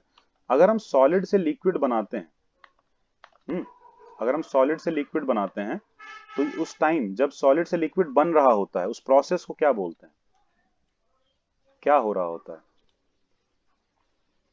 फिर मेल्टिंग। हाँ, कोई चीज पिघलेगी तब तो सॉलिड से लिक्विड बनेगी ना, जैसे लोहे के बारे में तुम लोग कहते हो या बर्फ के बारे में कहते हो, पिघल पिघल के क्या बन जाएगी, वाटर, लिक्विड। तो पिघलने को इंग्लिश में क्या बोलते हैं, मेल्टिंग। सही है? हाँ सर। मतलब हाँ मेल्टिंग का सर। मतलब सॉलिड से लिक्विड बन जाना, ठीक है। इस प्रोसेस को ही मेल्टिंग बोलते हैं, ध्यान रखना। और लिक्विड से गैस बन जाने वाले प्रोसेस को क्या बोलेंगे? वेपराइजेशन। फिर वेप करेंगे। वेपराइजेशन। वेपराइजेशन बोल सकते हैं, और कोई नाम, इसको बॉइलिंग बोलते हैं, बॉइलिंग बोलते हैं। ठीक है। वेपराइजेशन भी बोलते हैं, पर बॉइलिंग भी बोलते हैं, जो ज्यादा फेमस है वो बॉइलिंग वाला है। बार बार हर चीज में फिजिकल प्रॉपर्टी जब भी आती है, कोई भी चीज, सब कोई भी सब्सटेंस की फिजिकल प्रॉपर्टी की जब बात आती है, तो सुना है ना, मेल्टिंग पॉइंट, बॉइलिंग पॉइंट, इतना है, यस उतना है, बिना इसके कंप्लीट ही सर। नहीं होती प्रॉपर्टी। तो यस। वो है क्या, बॉइलिंग पॉइंट का क्या मतलब, कि उस वो सब्सटेंस अगर लिक्विड स्टेट में है, उसको गर्म करते करते अगर हम गैस बनाएंगे, तो कितने टेम्परेचर पे जाके वो गैस बनेगा, ठीक है। वो पॉइंट होता है। तो अगर इसमें मेल्टिंग के आगे लगा देते हैं मेल्टिंग पॉइंट, तो फिर वो टेम्परेचर की बात हो रही है। लेकिन मेल्टिंग बस एक प्रोसेस है, पिघलना। सही है, पिघलना। बस मेल्टिंग का मतलब पिघल जाना, कोई चीज सॉलिड से लिक्विड बन जाना। और बॉइलिंग का मतलब कोई चीज उड़ जाना, ठीक है, वेपराइज हो जाना। क्लियर? उसको बॉइलिंग बोलते हैं, लिक्विड से वेपराइज हो जाना। उल्टा करे तो, गैस से लिक्विड बने तो तब क्या बोलते हैं? बताओ। अभी बात हुई थी ना, लिक्विफाइड पेट्रोलियम गैस में वो लिक्विफाई करके डालते हैं, यस तो प्रोसेस को क्या बोलते हैं? लिक्विड लिक्विफाइंग। नहीं, लिक्विफाइंग नहीं बोलते हैं, उसको बोलते हैं कंडेंसेशन। कंडेंसेशन। हम्म। क्यों कंडेंसेशन बोलते हैं? क्योंकि कोई चीज जब हम पास पास ले आते हैं ना, तो उसकी डेंसिटी बढ़ जाती है। ठीक है, वो चीज डेंस हो जाती है, गाढ़ी, और या फिर पास पास हो जाती है। जैसे एक कमरे में 20 लोग हैं और वही सेम साइज के कमरे में 5 लोग हैं, तो कौन से कमरे में डेंस होगा माहौल? 20। जिसमें 20 होंगे, सब बिल्कुल क्लोज क्लोज पास पास रह रहे होंगे, है कि नहीं? तो डेंस होंगे, ठीक है, बहुत पास होंगे, क्लोज होंगे, इसी चीज को डेंसिटी भी बोलते हैं। तो कंडेंस करने का यही तो मतलब है ना, कि उनको, उसके मॉलिक्यूल्स को पास पास ले आना। क्लियर है? उसी को तो बोलेंगे कंडेंस करना। तो वही है, गैस के मॉलिक्यूल को जब हम पास पास लाते हैं लिक्विफाई करने के लिए, तो वो कंडेंस हो गया, हो जाती है। क्लियर है? कंडेंसेशन बोलते हाँ हैं। सर। लिक्विड से सॉलिड बनने को क्या बोलते हैं? कन्वेक्शन। ना, कन्वेक्शन अलग चीज होती है बिल्कुल, वो तो बिल्कुल ही अलग चीज है। हाँ, सॉलिडिफिकेशन। कह सकते हैं, लेकिन कुछ और नाम भी होता है। इसको बोलते हैं freezing. Conduction. Freezing, freezing. Freezing बोलते हैं। जब सॉलिड से लिक्विड बनता है, तो इस चीज को बोला जाता है फ्रीजिंग। आई बात समझ में? सर बॉइलिंग को हाँ सर। इवापोरेशन भी कहते हैं ना? क्या? हाँ, वेपराइजेशन बोल सकते हैं, इवेपोरेशन भी बोल सकते हैं। ठीक है, क्लियर है? तो लिक्विड से सॉलिड का सबको समझ में आया ना, फ्रीजिंग बोलेंगे। ठीक है, जैसे सॉलिड, लिक्विड से कुछ भी सॉलिड हो जाए तो ये फ्रीज हो गया मतलब वो। क्लियर? तो ये हुआ फ्रीजिंग। और एक और चीज होती है, गैस से सीधा लिक्विड बन, गैस से सीधा सॉलिड बन जाना, या सॉलिड से सीधा गैस बन जाना, वो क्या होता है? हम्म? अगर हम कहें कि सॉलिड से सीधा ही गैस बन जा रहा है, उसको उसको क्या बोलते हैं? बताओ, किसी को पता है? सब्लिमेशन बोलते हैं। कुछ चीजें ऐसा होती हैं जो लिक्विड यस स्टेट पे सर आती ही नहीं है। सब्लिमेशन। कुछ चीजें लिक्विड स्टेट पे आती ही नहीं है। वो सीधा सॉलिड से गैस बन जाती हैं, उड़ जाती हैं। उनमें लिक्विड स्टेट नहीं अचीव होती है। तो इस प्रोसेस को, जो सॉलिड से डायरेक्ट लिक्विड बनता है, उसको बोलते हैं सब्लिमेशन। ठीक है, बात समझ में आ रही है सबको? हाँ सर। क्लियर है ना? तो ये सारे पॉइंट्स भी याद रखना, यहाँ पे शायद डायरेक्टली लिखे नहीं हुए हैं, तो वो मिटा दे रहे हैं भले। ठीक है, अब चलते हैं क्लासिफिकेशन ऑफ मैटर के ऊपर। कि मैटर को क्लासिफाई कैसे करेंगे। क्लासिफाई करने का मतलब क्या होता है? कैटेगरी में बांटना।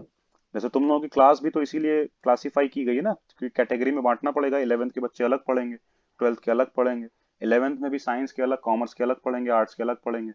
तो क्लासेस इसीलिए तो बनाई जाती हैं। ठीक है, क्लास का और कोई क्या, और कोई मतलब थोड़ी ना है। तो वैसे ही यहाँ पे भी क्लासिफाई करने का यही मतलब है, क्लासिफिकेशन ऑफ मैटर, कि मैटर को अलग अलग कैसे देखेंगे। आई बात समझ में?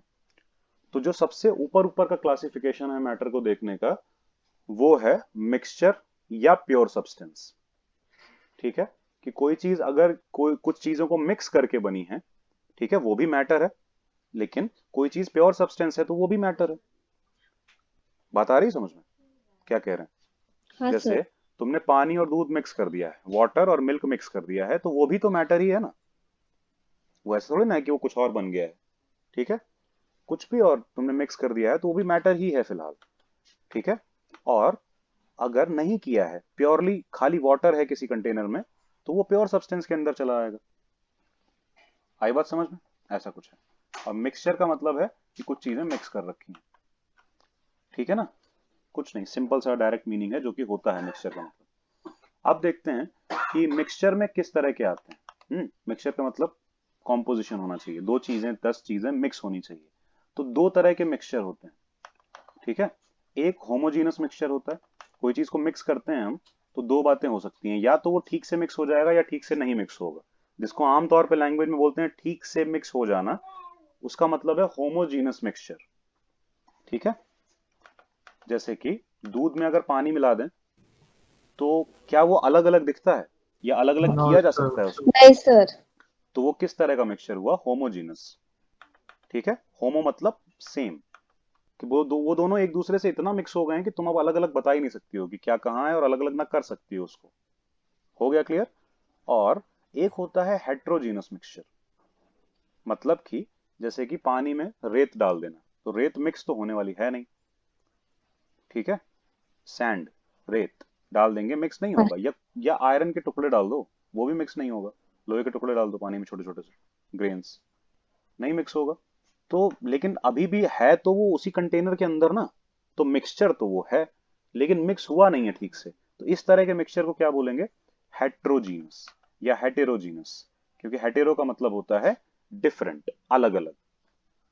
आई बात समझ में? जिसको हम अभी भी अलग अलग कर सकते हैं, या वो अलग अलग ही रहेगा भले साथ में है। क्लियर हो रहा है कि नहीं? हाँ सर, हो रहा है। जैसे एक लड्डू बनता है, वो लड्डू में बीच में तुम काजू डाल दो, वो डाल दो, वो भी तो मिक्स हुआ पड़ा है ना, पर वो ऐसा मिक्स नहीं हुआ है कि अलग ना किया जा सके। वो कैसा मिक्सचर है? हेटेरोजीनस। हुआ क्लियर? वो ऐसा मिक्सचर नहीं कि उसको होमोजीनस कहा जाए। लेकिन लड्डू के जो बूंदी है या कुछ है उसमें जो चीनी घुल चुकी है, वो होमोजीनस टाइप का है, वो तुम इतनी आसानी से अलग नहीं कर पाओगी। ठीक है। तो इसीलिए क्लियर, सबको समझ में आया क्या मतलब है होमोजीनस का और क्या मतलब है हेटेरोजीनस का? Yes sir. किसी को नहीं आया हो तो बोल दो। यस हाँ, सर, समझ में आया। क्लियर है ना पूरी तरह से? अच्छा, कोई गया है क्या? ये सब इतने ही थे उस समय से तुम लोग? हम्म, हम्म, हमें लगता है नहीं, कोई बात नहीं, देखते हैं। तो क्लियर, समझ में आ गया कि दो तरह के मिक्सचर हो सकते हैं, होमोजीनस एक हेट्रोजीनस। हो गया? ठीक है। और यही लिखा हुआ है, तुम लोग चाहे तो इसमें भी पढ़ सकते हो या जैसे भी। तो यहाँ देख रहे हो ना, इस टेबल को देखो, एक ही बार में पूरा मैटर का क्लासिफिकेशन समझ में आ जाता है कि मैटर दो टाइप में, मिक्सचर में और प्योर सब्सटेंस में। मिक्सचर का हमने बता दिया होमोजीनस हो सकता है, हेट्रोजीनस हो सकता है। अब बात आती है प्योर सब्सटेंस को समझने की। तो तुम लोगों के दिमाग में हो सकता है प्योर सब्सटेंस से नाम आता हो कि एलिमेंट, जो अलग अलग एलिमेंट होते हैं वो प्योर सब्सटेंस हो गए, है ना? पर ऐसा नहीं है। H2O, वाटर भी प्योर सब्सटेंस के अंडर आता है। आ रही बात समझ में? हाँ सर। CO2, कार्बन डाइऑक्साइड भी प्योर सब्सटेंस के अंडर आता है, क्योंकि वो एक ही सब्सटेंस है ना कम से कम।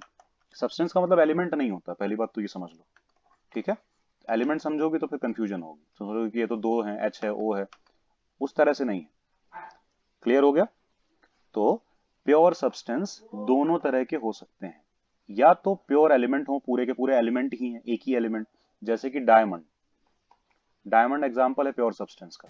कार्बन। क्यों? क्योंकि वो पूरा का पूरा सिर्फ कार्बन से बना है, कोई दूसरा एलिमेंट उसमें इन्वॉल्व है ही नहीं। बात आ रही समझ में? हाँ सर।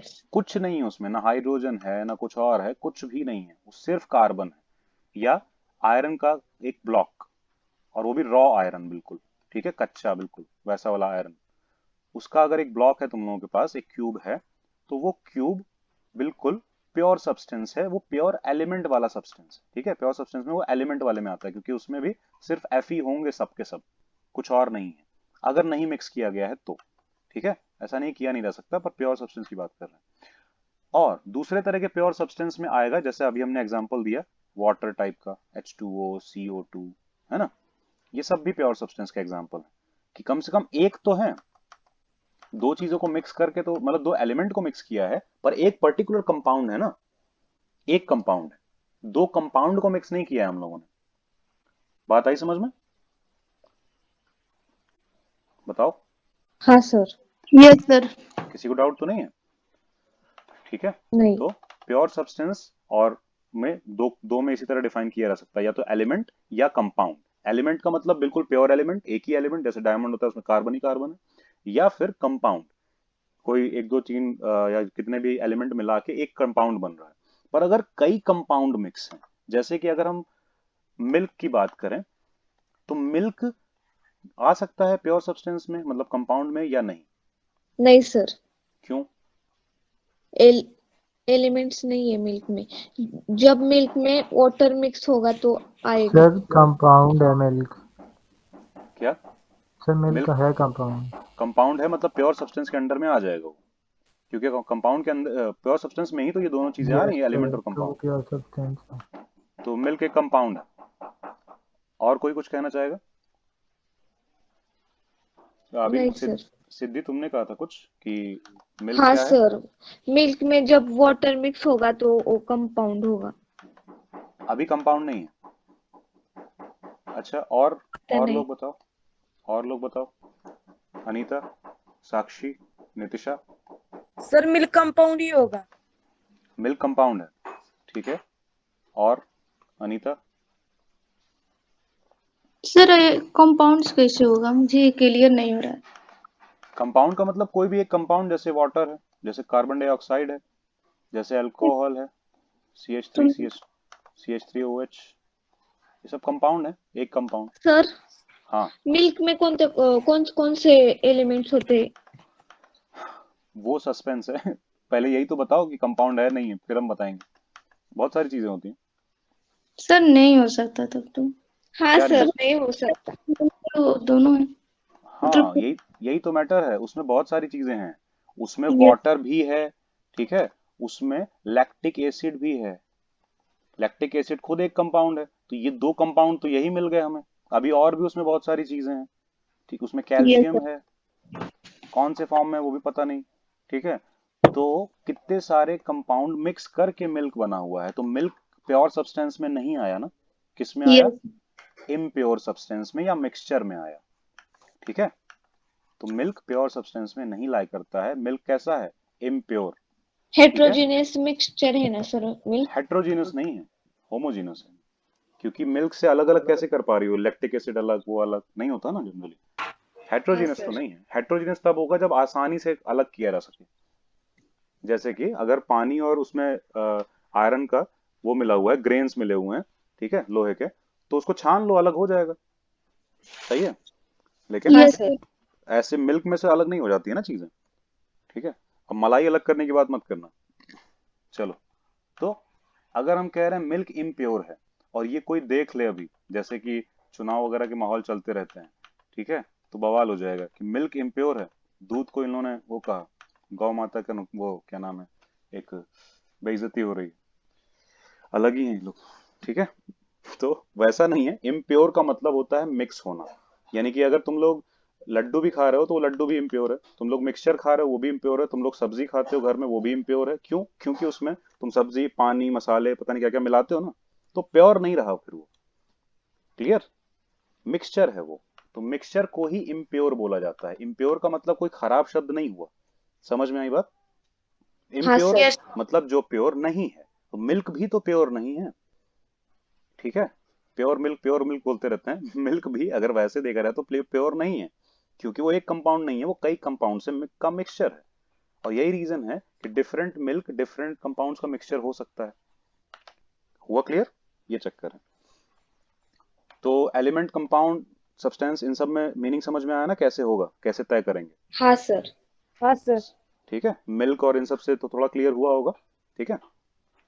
तो यहाँ पे बहुत सारी चीजें इसी के बारे में लिखी हैं, पर हमने इसीलिए एग्जांपल्स ले लिए, डायरेक्ट पढ़ के नहीं बताया, क्योंकि उससे थोड़ा ज्यादा दिमाग चलता है, बस वही है, ठीक है। दीज पार्टिकल्स में एग्जिस्ट एज एटम्स और मॉलिक्यूल्स, मतलब ये जो एलिमेंट या कंपाउंड होंगे, या तो ये एटम फॉर्म में होंगे अगर एलिमेंट है तो, या ये मॉलिक्यूल फॉर्म में होंगे। अब जैसे O2 है तो वो मॉलिक्यूल फॉर्म में, ठीक है, पर वो एलिमेंट हो जाएगा ना, एलिमेंट वाला, क्योंकि एक ही एलिमेंट तो है, ठीक है। या फिर कह सकते हैं कि कंपाउंड में एग्जिस्ट कर जाएगा, चलो एलिमेंट में नहीं कर रहा है, इंडिविजुअल नहीं कर रहा है, इसलिए चलो O2 में कर रहा है, हाँ ठीक है। लेकिन डायमंड वाला एग्जैक्ट एलिमेंट में करेगा, वो कंपाउंड नहीं है, ठीक है। कंपाउंड बिल्कुल नहीं है, क्योंकि उसमें कार्बन का बस स्ट्रक्चर होता है, लेकिन सिर्फ इसके अलावा तुम डायमंड को किसी और चीज से रिप्रेजेंट नहीं कर सकते हो, कि C4 हो, 100 हो, 200 हो, क्या हो पता नहीं, बस यही है डायमंड, कार्बन। समझ में आई बात? लेकिन ऑक्सीजन गैस को अगर रिप्रेजेंट करना है तो O से नहीं कर सकते, O2 से करना पड़ेगा। आई बात समझ में? तो ये मॉलिक्यूल हो गया, ऑक्सीजन एटम है, O2 मॉलिक्यूल है, ठीक है। तो कंपाउंड में चला जाएगा फिर वो। हो रहा है क्लियर कैसे? यस हाँ सर। सर। ठीक है। Yeah. ये चीजें पता है, देखो जितनी छोटी लगती है ना उतना ज्यादा कंफ्यूजन क्रिएट करती है। तुम लोग ये समझ नहीं पाते हो कि कोई बड़ी चीज जब तुम पढ़ते हो उसमें कंफ्यूजन क्यों आती है। तुम लोगों को लगता है आती होगी, ये चीजें टफ होती हैं, ये चीजें कॉम्प्लेक्स होती हैं, कंफ्यूजन आती होगी, इसीलिए तो साइंस बहुत लोग नहीं लेते हैं। ऐसा कह के एक दूसरे को बेवकूफ बना लिया जाता है, ठीक है। पर ऐसा कुछ है नहीं। किसी भी चीज के वो लेयर्स होती हैं, परत होती हैं, या हर चीज का एक फंडामेंटल होता है, बहुत बेसिक चीजें होती हैं। वो जानते हो तो फिर वो मजाक है तुम्हारे लिए कुछ भी वो वाला काम करना या उन चीजों को समझ पाना। और ऐसा ही होता है, और यही चीज नोटिस तुम लोग करोगे कई बार कि जैसे तुम लोगों को नहीं समझ में आया पर किसी स्टूडेंट को ऐसे समझ में आ गया कि बहुत ज्यादा अच्छे से, तो उसके लिए भी बहाने आ जाते हैं कि हाँ अरे उसने घर में पढ़ा होगा पहले से, या ऐसा ऐसा हुआ होगा, वो एक पर्सनल ट्यूशन लेता है या लेती है। लेकिन ये सब किनारे करके अगर देखोगे ना तो पता चलेगा कि बहुत ये सब डिटेल्स को तुम लोग जो मिस मिस करके आगे बढ़ जाते हो ना, इंपॉर्टेंट पढ़ने की आदत है, खत्म करो उस आदत को। हर चीज पढ़ो और डिटेल में पढ़ो, क्योंकि उस डिटेल में पढ़ने में जो तुम टाइम इन्वेस्ट करोगे, तुम लोग टाइम दोगे, वो काम आता है जब तुम लोग कॉम्प्लेक्स चीजों को समझते हो, सॉल्व करते हो, ठीक है, या पढ़ते हो। बहुत काम आता है। अभी समझ में नहीं आएगा, अभी हम तुम लोगों को दिखा नहीं सकते कैसे, पर अभी मेरे साथ साथ चलोगे तो ये बातें समझ में धीरे धीरे आने लगेंगी कि क्यों ऐसा हम कह रहे थे। क्योंकि आगे तुम लोग के आंसर जब खुद आएंगे ना, जो चीजें तुम लोग को नहीं पता थी फिर भी तुम लोग प्रेडिक्ट करके सही बता पाओगे, तब समझ में आएगा, ठीक है। चलो, ध्यान देना इन बातों पे, जरूरी है, इसीलिए बता रहे हैं, और इसलिए जरूरी है ताकि तुम लोग इंप्रूव हो पाओ और थोड़ी जिंदगी आसान बने। क्यों नीट थोड़ा सा मुश्किल रहे, या कोई भी चीज, है ना। तो ये देखो, यहाँ पे साइजेस के हिसाब से ऐसे करके कैटेगराइज कर रखा है। तो अगर 2 एच मिल गए तो ये क्या बन गया, मॉलिक्यूल बन गया। एक एक एच क्या था, एटम एटम था, है ना। उसी तरह से, लेकिन ये H2 क्या है, मिक्सचर है या प्योर सब्सटेंस है, बताओ। Pure substance. प्योर है क्या? प्योर सब्सटेंस है ना। हाँ, ये कंपाउंड के अंदर जरूर आता है ना, एलिमेंट नहीं है, कंपाउंड के अंदर आता है, लेकिन है तो कंपाउंड प्योर सब्सटेंस के अंदर आता है ना फिर। क्लियर। तो ये प्योर सब्सटेंस है, O2 भी प्योर सब्सटेंस है, ठीक है, बस वही है। तो when two or more atoms are different elements combined together in different ratio, the molecule of the compound is obtained। हाँ, वही कंपाउंड के बारे में बताया जा रहा है, ठीक है। थोड़ा आगे चलते हैं हम लोग। ये भी सब कंपाउंड है, वाटर का कंपाउंड, वो मतलब मॉलिक्यूल है तो कंपाउंड में आता है, प्योर सब्सटेंस में आता है, सब एग्जांपल दिए जा रहे हैं बस, ठीक है। अब हम लोग चलते हैं आगे। सर कंपाउंड तभी होता है ना जब वो फिक्स रेशियो में। हम्म हमने बोला ना, देखो जो तुम लोग ऊपर ऊपर से चीजों को देखते हो ना, उसमें पूरे चांस हैं, मैक्सिमम चांस हैं कि जिस भी चीज को तुम देख रहे हो, खा रहे हो, पी रहे हो, वो प्योर सब्सटेंस नहीं है, वो मिक्सचर है, ठीक है। जैसे कि कोल्ड ड्रिंक की बात ले लो, तो उसमें वाटर तो है ही है, जिस जो भी लिक्विड वाली चीज है उसमें वाटर तो होता ही होता है, ठीक है। तो वाटर तो है ही है, एक कंपाउंड तो वही हो गया। और भी अगर कुछ भी है उसमें तो 2 कंपाउंड हो गए, मिक्सचर हो गया, बात खत्म। आई बात समझ में। ऐसा कुछ है कि जरा सा कुछ नया हुआ तो वो मिक्सचर है। सच बताएं तो जो तुम लोग पानी भी पी रहे हो वो भी मिक्सचर है। इसलिए क्योंकि वाटर हम लोग कौन सा H2O वाला पीते हैं, H2O प्लस ये मिनरल प्लस वो मिनरल प्लस वो मिनरल सब होते हैं ना उसमें। और H2O वाला पीना भी नहीं चाहिए, खाली जो प्योर H2O होता है वो पीने लायक नहीं होता है। आई बात समझ में। मिनरल्स जरूरी हैं उसमें। यस सर, इसलिए मिनरल वाटर होता है। हाँ, जो प्योर H2 है उसका क्या काम होता है, प्योर H2O का क्या काम होता है जिसमें कोई मिनरल ना हो, पता नहीं सर। किसी को पता लैब है। में यूज करते हैं ना सर प्योर क्या वाटर। क्या करने के लिए, सर मतलब बिजली बनाने के। हाँ, वहां भी होता है। यही याद आया सर। लैब में क्यों यूज करते हैं, मतलब रिएक्शन करने के लिए, ऐसा कुछ। हाँ, रिएक्शन करने के लिए सॉल्यूशन में मिक्स किया जाता है। तुम लोग अपना डॉक्टर वाला काहे नहीं बताते हो, किसी को डाउट है, तुम लोग सबको डॉक्टर बनना है ना अच्छे से, पक्का है ना सर कि जो बनना ही है। सलाइन में वाटर सलाइन होता है उसमें कौन सा वाटर होता है? वो तो सॉल्टी वाटर होता है ना सर, उससे तो नमक बनता है। हाँ, हाँ। लेकिन हम कह रहे हैं तुम लोग डॉक्टर वाली चीजों के पास रहो, ठीक है। सबको बनना है ना, सबको। हम्म। हाँ, ठीक है। और अच्छा डॉक्टर बनना है, ऐसे नहीं कि बस पैसे कमाने के लिए डॉक्टर बनना है, ठीक है। लोगों को ठीक करना है, अच्छे से ठीक करना है। देखो, तो जो ऑपरेशंस होते हैं उसमें यस सर। इंस्ट्रूमेंट्स को साफ करना पड़ता है, ठीक है, उसके लिए पानी की जरूरत पड़ती है, ठीक है, स्पिरिट की भी जरूरत पड़ती है, लेकिन पानी की भी पड़ती है। तो पानी उसमें ये वाला लिया जाता है, प्योर वाटर H2O।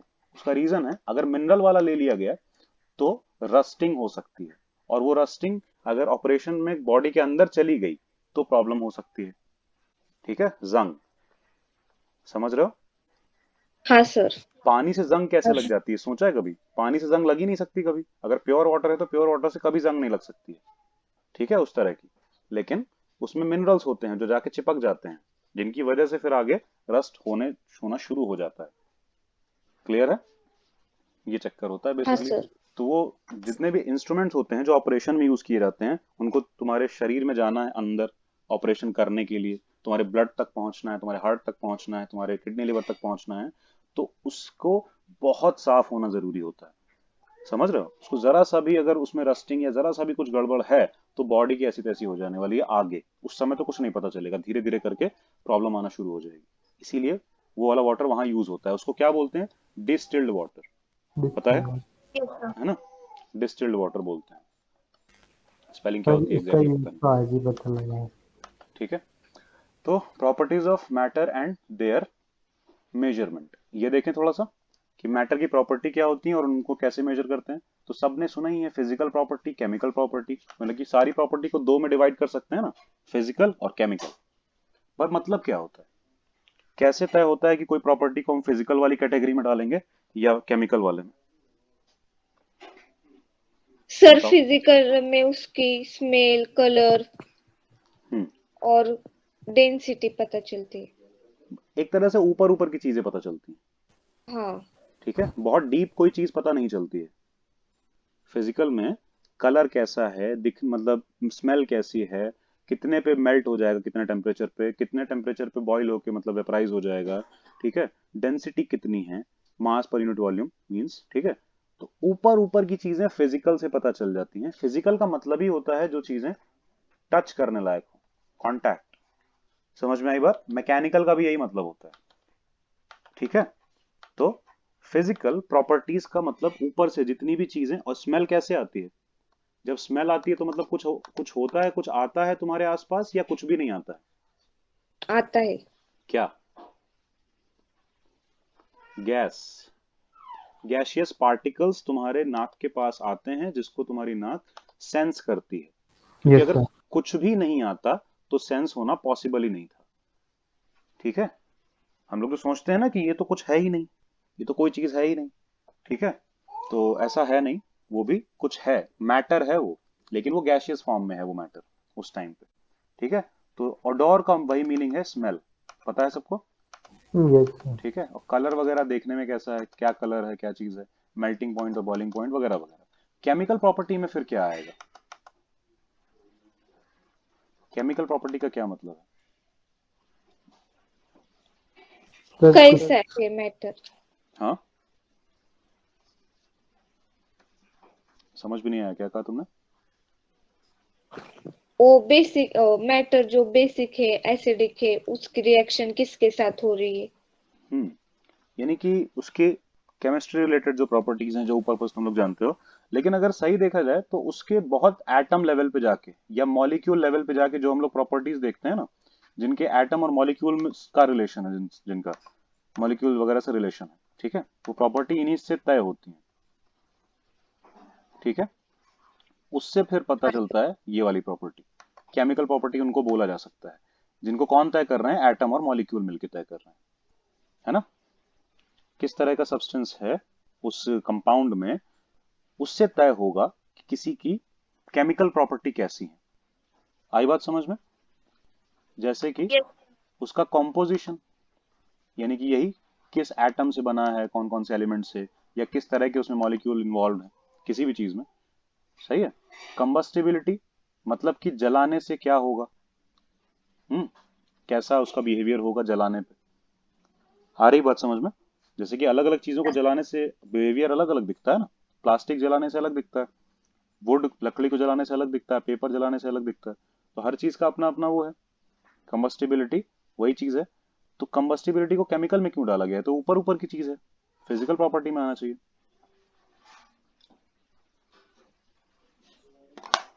यहाँ पे ये नहीं कहा जा रहा है कि बस जला दो और देख लो क्या हुआ ऊपर ऊपर से जलेगी कि नहीं, कितना अच्छे से जलेगी कितना नहीं अच्छे से जलेगी, ये सब डिपेंड करेगा कि उसमें कौन से एलिमेंट्स हैं कौन से मॉलिक्यूल्स हैं। आई बात समझ में? कौन से कंपाउंड उसके अंदर हैं, उससे तय होगा कि वो कैसे जलेगा। जैसे कि पानी क्यों नहीं जलता है ठीक से, वाटर, और फ्यूल ये या कोई भी पेट्रोल वगैरह कुछ ले लो, वो क्यों जलता है ठीक से, बताओ? क्योंकि इसकी कंबस्टिबिलिटी ज्यादा है मॉलिक्यूलर लेवल पे, एटॉमिक लेवल पे, क्योंकि ये क्या है, ऑर्गेनिक कंपाउंड है। और ये आराम से देखा गया है कि हर ऑर्गेनिक कंपाउंड एनर्जी प्रोड्यूस कर सकता है, ठीक है? तो उसको जलाने से भी एनर्जी प्रोड्यूस होती है, हीट प्रोड्यूस होती है। इसीलिए लकड़ी को हम लोग स्टार्टिंग से फ्यूल की तरह यूज करते हैं कि नहीं, क्योंकि लकड़ी क्या है, ऑर्गेनिक है, ठीक है? मतलब कि लिविंग बीइंग से जुड़ा हुआ कंपाउंड है वुड। समझ में आई बात? तो इसीलिए कंबस्टिबिलिटी समझ में आया ना, कि जलाने से क्या बिहेवियर होगा उसका, या फिर कितना अच्छे से या खराब से जलेगी वो चीज, वो उसके मॉलिक्यूलर लेवल के हिसाब से डिसाइड होगा। समझ में आई बात सबको? बोल दो हाँ या हाँ ना। सर। हाँ ठीक सर। है। उसके अलावा ये रिएक्टिविटी लिख दिया गया, पर ये रिएक्टिविटी है, ठीक है? कि किसी चीज के साथ रिएक्ट करेगा तो क्या होगा, कैसा रिएक्ट करेगा, मिक्स करेंगे तो क्या होगा। आई बात समझ में? एसिड और बेस वगैरह के साथ और भी चीजों के साथ रिएक्टिविटी कैसी है, समझ में आ रही बात? हाँ सर। ठीक, पूरी क्लैरिटी, यहाँ तक किसी कुछ डाउट नहीं? तो सर अगर हम, हाँ बोलो। सर वाटर क्यों नहीं शो करता कंबस्टिबिलिटी? वाटर शो करता है, वाटर की खराब होती है, मतलब वो जलता नहीं है, क्योंकि देखा गया है, वो तो बेसिक ऑब्जर्वेशन है कि वाटर नहीं शो करता है कंबस्टिबिलिटी। क्योंकि कार्बन ये वगैरह को देखा गया है कि ठीक से कंबस्ट हो पाते हैं, वो सिर्फ ऑब्जर्वेशन से तय हुआ है, ठीक है? जला जला के देखा गया है चीजों को कि उसमें आग लगती है, उसमें नहीं लगती, उसमें लगती है, उसमें नहीं लगती, और अल्टीमेट एक रिजल्ट पे पहुंचा गया है कि जितनी भी ऑर्गेनिक रिलेटेड चीजें हैं उन सब में आसानी से आग लग जाती है। समझ में आई बात? Yes sir. और जितने भी ऑर्गेनिक नहीं है, ऑर्गेनिक भी क्या बोले, कार्बन रिलेटेड जितने कंपाउंड हैं, क्योंकि अभी इनऑर्गेनिक वाली चीज, मतलब इनऑर्गेनिक नहीं, मतलब कि जो लिविंग बीइंग से नहीं आई हैं, पर हमने लिविंग बीइंग को देखते हुए उनको बनाया है, जैसे नायलॉन। नायलॉन कपड़े के बारे में सबको पता है? हाँ सर। Yes sir. तो नायलॉन कपड़ा हाँ बनता कैसे है ये पता है? ऑर्गेनिक कंपाउंड्स का वो है, वो पूरा, मतलब कि लिविंग बीइंग से तो नहीं आया है, पर कार्बन की लंबी चौड़ी चेन और पूरा ब्रांच से बनता है ये, ठीक है? नायलॉन, और इसका नाम भी सर नायल, आर्टिफिशियली बनाया जाता है। सिलिकॉन भी ना सर कार्बन से बनता है। नहीं सिलिकॉन तो वो है, क्या नाम है, वो एलिमेंट है, सिलिकॉन एलिमेंट है SI पीरियोडिक टेबल में, ठीक है? वो हाँ। कार्बन से बनता नहीं है। नायलॉन जो है वो बना हुआ है कार्बन से, बहुत लंबी चौड़ी चेन्स आर्टिफिशियली बनाया गया है, ठीक है? कोई लिविंग बीइंग ने नायलॉन नहीं बनाया था। हाँ, लिविंग बीइंग नहीं बनाया है, लेकिन हम लोग जो हैं ह्यूमंस ने बनाया है, वो भी नेचुरल तरीके से नहीं, आर्टिफिशियल तरीके से बनाया है, ठीक है? तो इसमें भी कार्बन आर्बन की चेन्स है ना, तो ये भी ऑर्गेनिक कंपाउंड जैसा ही है, तो इसीलिए ये भी इजीली जल जाता है। तुम लोगों ने देखा होगा ना, वो जो चमकीले वाले कपड़े होते हैं इजीली जल जाते हैं कि नहीं, यस सर। नोटिस किया है? कॉटन उतना तेज नहीं जलेगा जितनी तेज वो वाले कपड़े जल जाते हैं जो ज्यादा चमकीले टाइप के होते हैं, जैसे लोअर वगैरह होती है ना, उस तरह की नायलॉन की लोअर्स आती हैं, या टी शर्ट्स वगैरह भी आती हैं नायलॉन की, जिसको आजकल 4 वे कपड़ा बोल देते हैं, अलग अलग नाम ले लेते हैं बेचने के लिए, बाद में नाम बदल दो बिक जाती हैं चीजें, पता है? तो ऐसा चक्कर है, जिसको पहले लोगों ने रिजेक्ट किया हो उसका नाम बदल के मार्केट में लॉन्च कर दो, तो लोग जितने दिन में समझेंगे उतने दिन में तो पता नहीं कितना कितना खरीद के पहन चुके होंगे। तो वही चीज है, नायलॉन इसीलिए वो कंबस्ट हो पाता है क्योंकि वो कार्बन रिलेटेड कंपाउंड है, ज्यादातर carbon related compound easily combustible होते हैं, ठीक है? और वाटर में तो कार्बन होता नहीं, इसीलिए ज्यादातर वो इजीली कंबस्टेबल नहीं होता। आई बात सर जी समझ में? हाँ सर मुझको केमिकल प्रॉपर्टीज नहीं समझ में है। उस जैसे एटम और मॉलिक्यूल बताएं तो एटम और मॉलिक्यूल को टच नहीं कर पाएंगे। टच नहीं कर पाएंगे, एटम मॉलिक्यूल कहाँ तुम्हें डायरेक्ट, देखो ऊपर से तुम मॉलिक्यूल को टच तो कर ही रही हो अल्टीमेटली, ऐसा नहीं कि टच नहीं कर रही हो, लेकिन उसमें ऊपर ऊपर से कोई चेंजेस करके, वो जैसे एक हेलमेट है, ठीक है?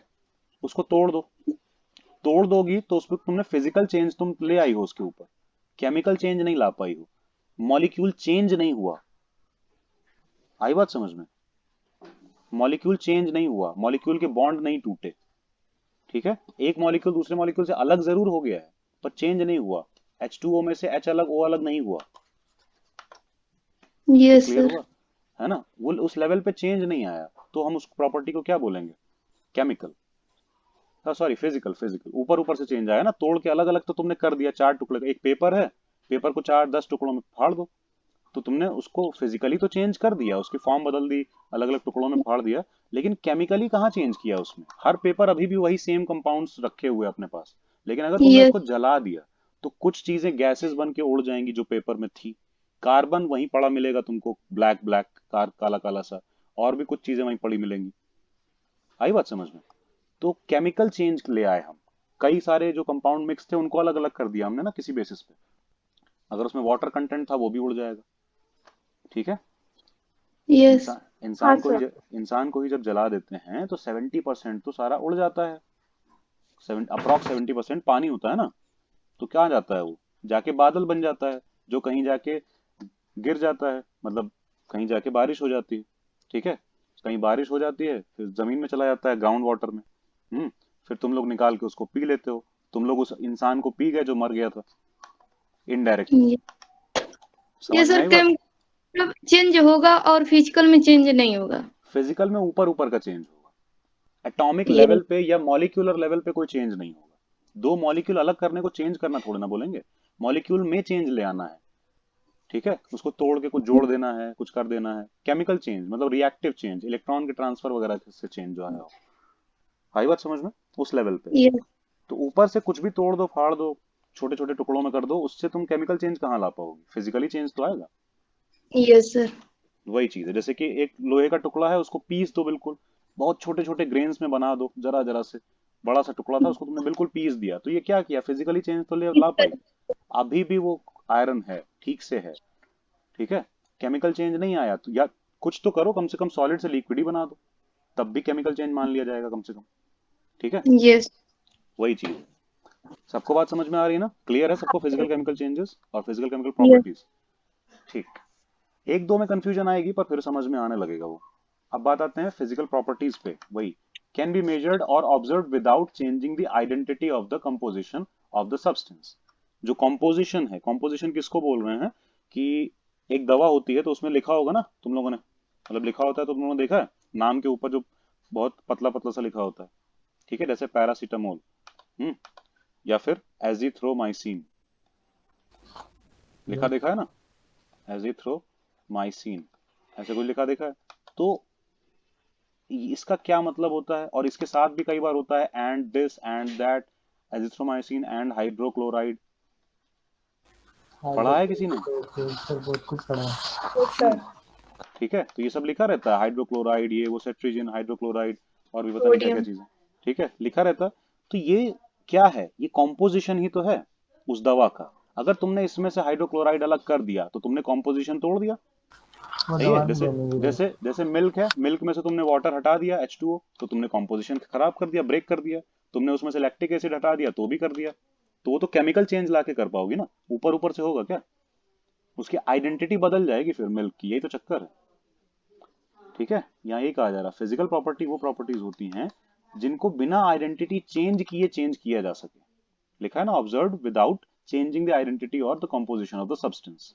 पूरी आइडेंटिटी नहीं बदलती उसकी, बेसिक आइडेंटिटी, सब्सटेंस की आइडेंटिटी या कंपोजिशन की आइडेंटिटी ऊपर से तो बदल जाएगी। जैसे कि हेलमेट है, उसको तोड़ तोड़ के छोटे छोटे टुकड़ों में ले आओ तो आइडेंटिटी तो बदल जाएगी, वैसे देखा जाए तो ऊपर ऊपर से। पर क्या जो प्लास्टिक था उसकी आइडेंटिटी बदली क्या? नहीं बदली अभी, नहीं ना? बात आ रही है समझ में? हाँ सर। सब्सटेंशियल लेवल पे उसकी आइडेंटिटी नहीं बदली, कंपाउंड अभी भी उसमें वही सारे हैं, उसी तरह से हैं जुड़े हुए। क्लियर है अनीता? Yes sir. हाँ। The measurement of or observation of chemical properties requires a chemical change to occur. और ये केमिकल चेंज ही एटॉमिक मॉलिक्यूलर लेवल पे चेंज की बात हो रही होती है। ठीक है? तो केमिकल प्रॉपर्टी हम केमिकल चेंज से देखेंगे। Measurement of physical properties does not require occurrence of a chemical change. अगर फिजिकल प्रॉपर्टी जितनी भी तुम्हें जाननी है उसके लिए हमें केमिकल चेंज करने की कुछ जरूरत नहीं पड़ती। The examples of chemical properties are characteristic reactions of different substances.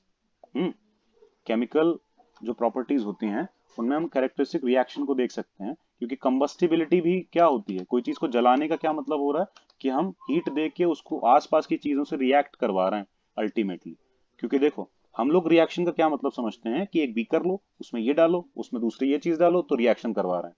कोई चीज जला दी तुमने, वो भी तो रिएक्ट कर रही है ना एटमोस्फियर से, ऑक्सीजन ले रही है, O2 का यूज कर रही है जलने के लिए, रिएक्शन नहीं चल रही है बड़ी तेजी से, भले पता चले ना चले, यस ठीक है कि सर। नहीं।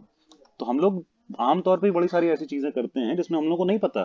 जैसे खाना खाया तो तुमने क्या किया, रिएक्शन करवाई कि नहीं, पेट में खाना गया तो एसिड निकले, रिलीज हुए, एंजाइम्स निकले, वो तुम्हारे खाने को डाइजेस्ट करने वाले हैं, तो पहले निकले और मिक्स हो गए ना तुम्हारे खाने में, और ये रिएक्ट तो कर रहे हैं तुम्हारे खाने के साथ। यही तो मैटर है। आ रही बात समझ में। तो हाँ सर। केमिकल प्रॉपर्टीज जो हैं वो हम उस तरीके से देख सकते हैं। क्लियर है। इंक्लूडिंग एसिडिटी, बेसिसिटी, आ गया ना एसिडिटी, ठीक है। तो पेट में एसिडिटी हो तो क्या करना चाहिए, बेस ले लेना चाहिए ताकि वाटर बन जाए, है ना। एसिड और बेस मिला के क्या बनता है, ये तो 10th में पढ़ा होगा, वाटर और सॉल्ट, सबको पता है। H प्लस OH माइनस का ना, H2O। हाँ बिल्कुल, उससे H2O बन जाता है, बाकी जो चीज बचती है उससे सॉल्ट बन जाता है, ठीक है, नमक। यस हाँ सर। और इसीलिए ज्यादा यूरिनेशन होता है। कभी भी नोटिस करना कि अगर तुम्हें एसिडिटी हो रही है, तुमने कोई दवा ली एसिडिटी की, या फिर कुछ भी ऐसा खाया जैसे सौंफ खाया, अजवाइन खाया, जिससे एसिडिटी कम हो, क्योंकि अजवाइन या सौंफ वगैरह बेसिक होते हैं। कड़वी जितनी चीजें हैं ना, बिटर, वैसा वाला कड़वा, करेले वाला, वो सब बेसिक होते हैं, ठीक है। तो वो खाया तो उसके बाद क्या होता है कि ये दोनों की रिएक्शन होगी अंदर, ठीक है, और क्या बनेगा, वाटर और सॉल्ट।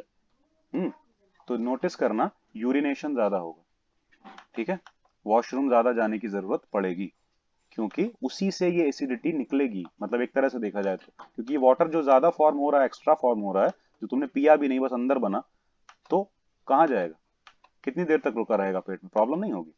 तो फटाफट से, थोड़ी देर में, यानी कि फटाफट से, जल्दी जल्दी, कुछ कुछ जल्द, मतलब एक होता है कि नॉर्मली मान लो 2 घंटे में तुम्हें वॉशरूम जाना पड़ता है, तो यहाँ पे फिलहाल आधे आधे घंटे में जाना पड़ सकता है, और ये अच्छी चीज है उस टाइम के लिए। एसिडिटी जब हुई और तुमने उसको न्यूट्रलाइज किया, तो वाटर बना है, तो रिलीज करो उस वाटर को, क्लियर है, नॉर्मल हो जाएगा, पेट हल्का, ठीक है। पर ये टेम्पररी सॉल्यूशन है एसिडिटी होने पे बेस लेना, जो कि बहुत सारी कंपनीज टेम्पररी प्रोवाइड कर रही हैं, ठीक है। तुम लोग हो डॉक्टर, और तुम लोगों को एसिडिटी का पहले रूट कॉज समझना चाहिए, हर बार सेम रीजन की वजह से नहीं होती है, ठीक है।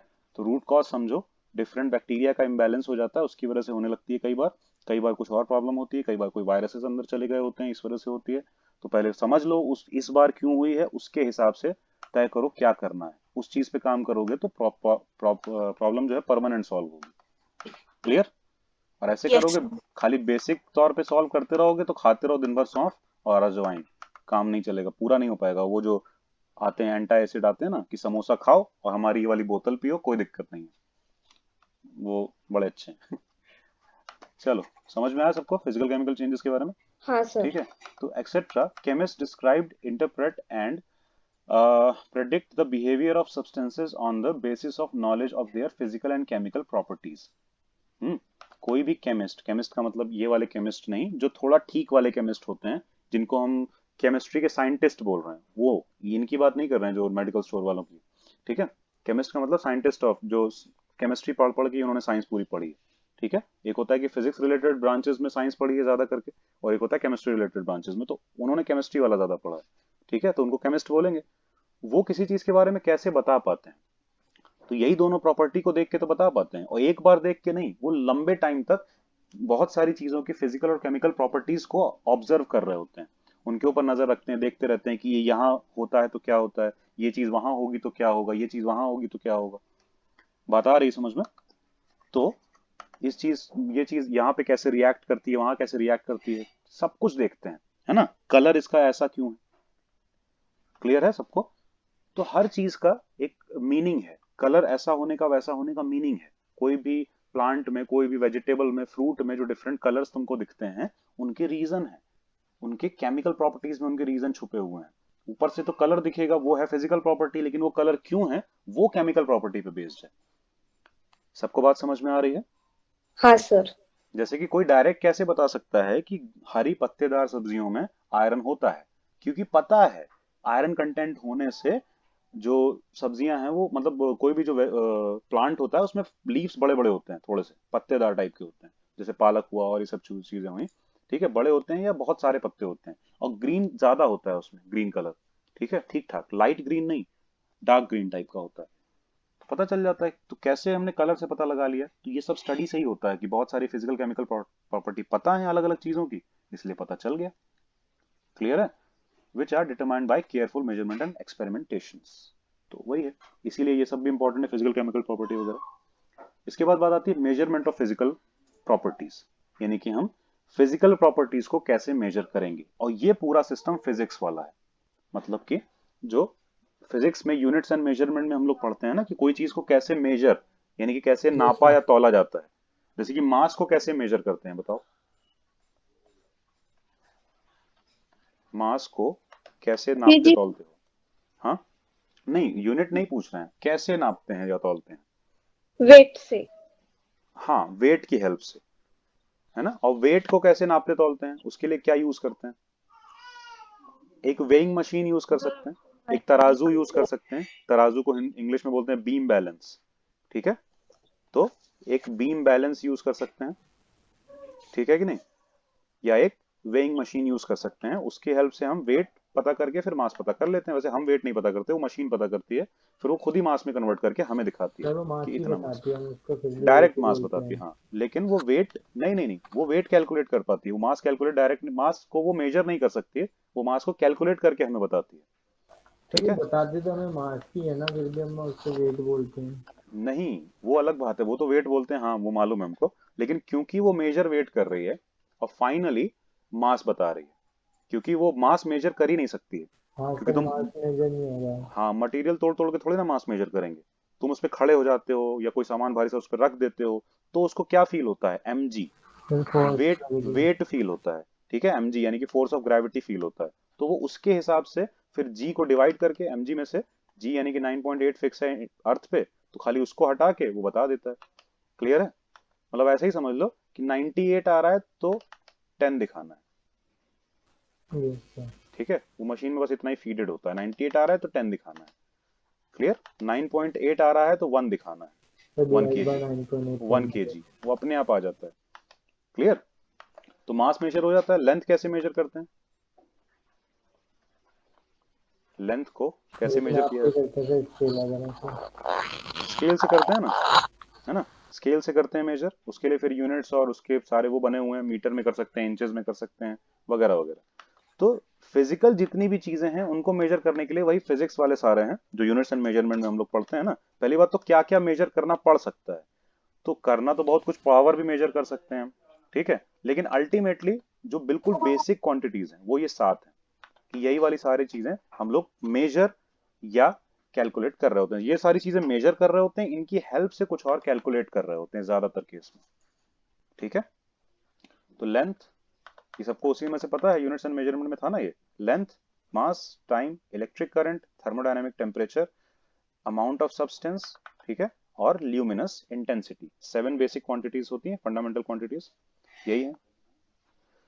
क्लियर है सबको? इसमें हाँ किसी को सर। कुछ डाउट है? सबने सुना नो होगा ना, सर। पता यस होगा, सर। ठीक है। अब लेंथ को वैसे सिंबल यूज कर सकते हैं, स्मॉल एल, कैपिटल एल, कुछ भी, मास को स्मॉल एम या वैसे करके कुछ, लेकिन इनकी यूनिट में बहुत केयरफुल रहना पड़ता है, ठीक है। यूनिट में या तो यूनिट का पूरा नाम लिखने में भी और यूनिट का सिंबल यूज करने में भी। जैसे कई बार हम लोग केजी को ऐसे लिख देते हैं जो कि बिल्कुल गलत है। किलो का जो सिंबल है वो स्मॉल के से होता है, ठीक है, स्मॉल के, कैपिटल के का कुछ और मतलब है, स्मॉल के होता है किलो, कैपिटल के होता है यूज केल्विन के लिए, ठीक है। ये देखो, तो ये सब चीजें बड़ी ध्यान में रखनी पड़ती है। ग्राम में हम कैपिटल जी नहीं लिख सकते, स्मॉल जी में लिखना पड़ता है, तो ये सब केस सेंसिटिव चलता है, ठीक है, जहाँ कैपिटल वहाँ कैपिटल, जहाँ स्मॉल वहाँ स्मॉल। तो लेंथ को मीटर में कर सकते हैं मेजर, यूनिट के हिसाब से देखें तो, मास को केजी में, टाइम को सेकेंड्स में, एसआई यूनिट फिलहाल हम देख रहे हैं, इलेक्ट्रिक करंट को एम्पियर में, थर्मोडायनेमिक टेम्परेचर को केल्विन में। थर्मोडायनेमिक टेम्परेचर अलग नहीं है, वही उसी टेम्परेचर को बोल रहे हैं जो तुम लोग जानते हो, ठीक है। सब्सटेंस का कितना अमाउंट है, ठीक है, उसको मोल में देखते हैं, पता है सबको, हाँ अमाउंट ऑफ सर। सब्सटेंस मोल में देखा जाता है। तो MOLE ये है यूनिट का नाम, और यूनिट का सिंबल है MOL, यानी कि अगर हमने ऐसा लिखा है 5 मोल तो ये यूनिट है, और ये उसका नंबर है, जैसे लिखते हैं ना 5 न्यूटन, तो यूनिट होती है, नंबर होता है, ऐसे है, ठीक। लेकिन कितने मोल है ये पूछना है, तो हाउ मैनी मोल्स, ठीक है, उसमें एल ई वाला आएगा, ई वाला, ठीक है। तो यूनिट का नाम वैसे है और वो यूनिट का सिंबल है जो हम यूज करेंगे उसमें। सबको क्लियर हो गया? और ल्यूमिनस इंटेंसिटी उसकी होती है यूनिट कैंडला, सीडी से रिप्रेजेंट करते हैं, स्मॉल सी स्मॉल डी। तो इनको मेजर करने का बहुत सारी चीजें हम लोग क्योंकि फिजिक्स में देख चुके हैं, इसीलिए इसमें बहुत ज्यादा कुछ और करने की जरूरत हम लोग को पड़ेगी भी नहीं और बताया भी नहीं क्या होगा, सिंपल है बस। सबको क्लियर है ना कैसे मेजर हाँ करते हैं? सर। और हर चीज को मेजर करने के लिए यूनिट तो चाहिए ही होती है। कुछ भी मेजर करोगे बिना यूनिट के काम चलेगा क्या? जैसे अगर नहीं। पूछें कि क्लास कितनी देर की होती है, 2 हम पूछें, घंटे। अरे नहीं 1.5 घंटे की होती है। हाँ। ठीक है, 1.5 घंटे क्लास होती है, तो इसमें घंटे बताना पड़ा ना, आवर्स बताना पड़ा। वो आवर्स क्या है? यूनिट तो है। अगर हम खाली 1.5 बोल दें, 1.5 बोल दें, तो उससे काम चलेगा क्या? नहीं। कैसे पता चलेगा? तो वही चीज है, यूनिट्स बहुत जरूरी है। तो फिजिकल चीजें तो इसी तरह मेजर हो जाती हैं, ठीक है। और अगर हम ये यूनिट में छोटा या बड़ा करना चाहें इन यूनिट्स को, यानी कि जैसे मीटर की छोटी या मीटर की बड़ी यूनिट्स लेना चाहें, तो किलोमीटर उसकी बड़ी यूनिट में हो जाएगा, ठीक है। मिलीमीटर छोटी यूनिट्स में चला जाएगा, सही है ना। सेंटीमीटर भी छोटी यूनिट में चला जाएगा। बात समझ में आ रही है? तो ये बहुत सारी क्वांटिटीज में लगाया जा सकता है, इसके बारे में सबको पता है। ये किलो, मिली, सेंटी, ये खाली मीटर में नहीं लगता, सब में लगता है। किलोग्राम, मिलीग्राम, सेंटीग्राम भी हो सकता है, यूज नहीं करते हैं, ज्यादातर यूज करना नहीं पड़ता, ठीक है, लेकिन सेंटीग्राम भी हो सकता है। बात आ रही समझ में? हर चीज में ये लगाया रहता है। सेकेंड्स में भी हो सकता है, लेकिन उतना यूज करते नहीं है। सेकंड के लिए, टाइम के लिए फिर दूसरी चीजें यूज हो जाती हैं, सेकंड के बाद मिनट आने लगता है। लेकिन जिसमें ऐसा कुछ नहीं है उसमें हम लोग बड़ी या छोटी यूनिट्स पे जा सकते हैं। बात समझ में आ रही है सबको? Yes sir. सर हाँ सर। क्यूबिक मीमी क्या होता है? क्या? Cubic Mimi. Cubic Mimi. नहीं, समझ में नहीं आ रहा तुम क्या कह रही हो।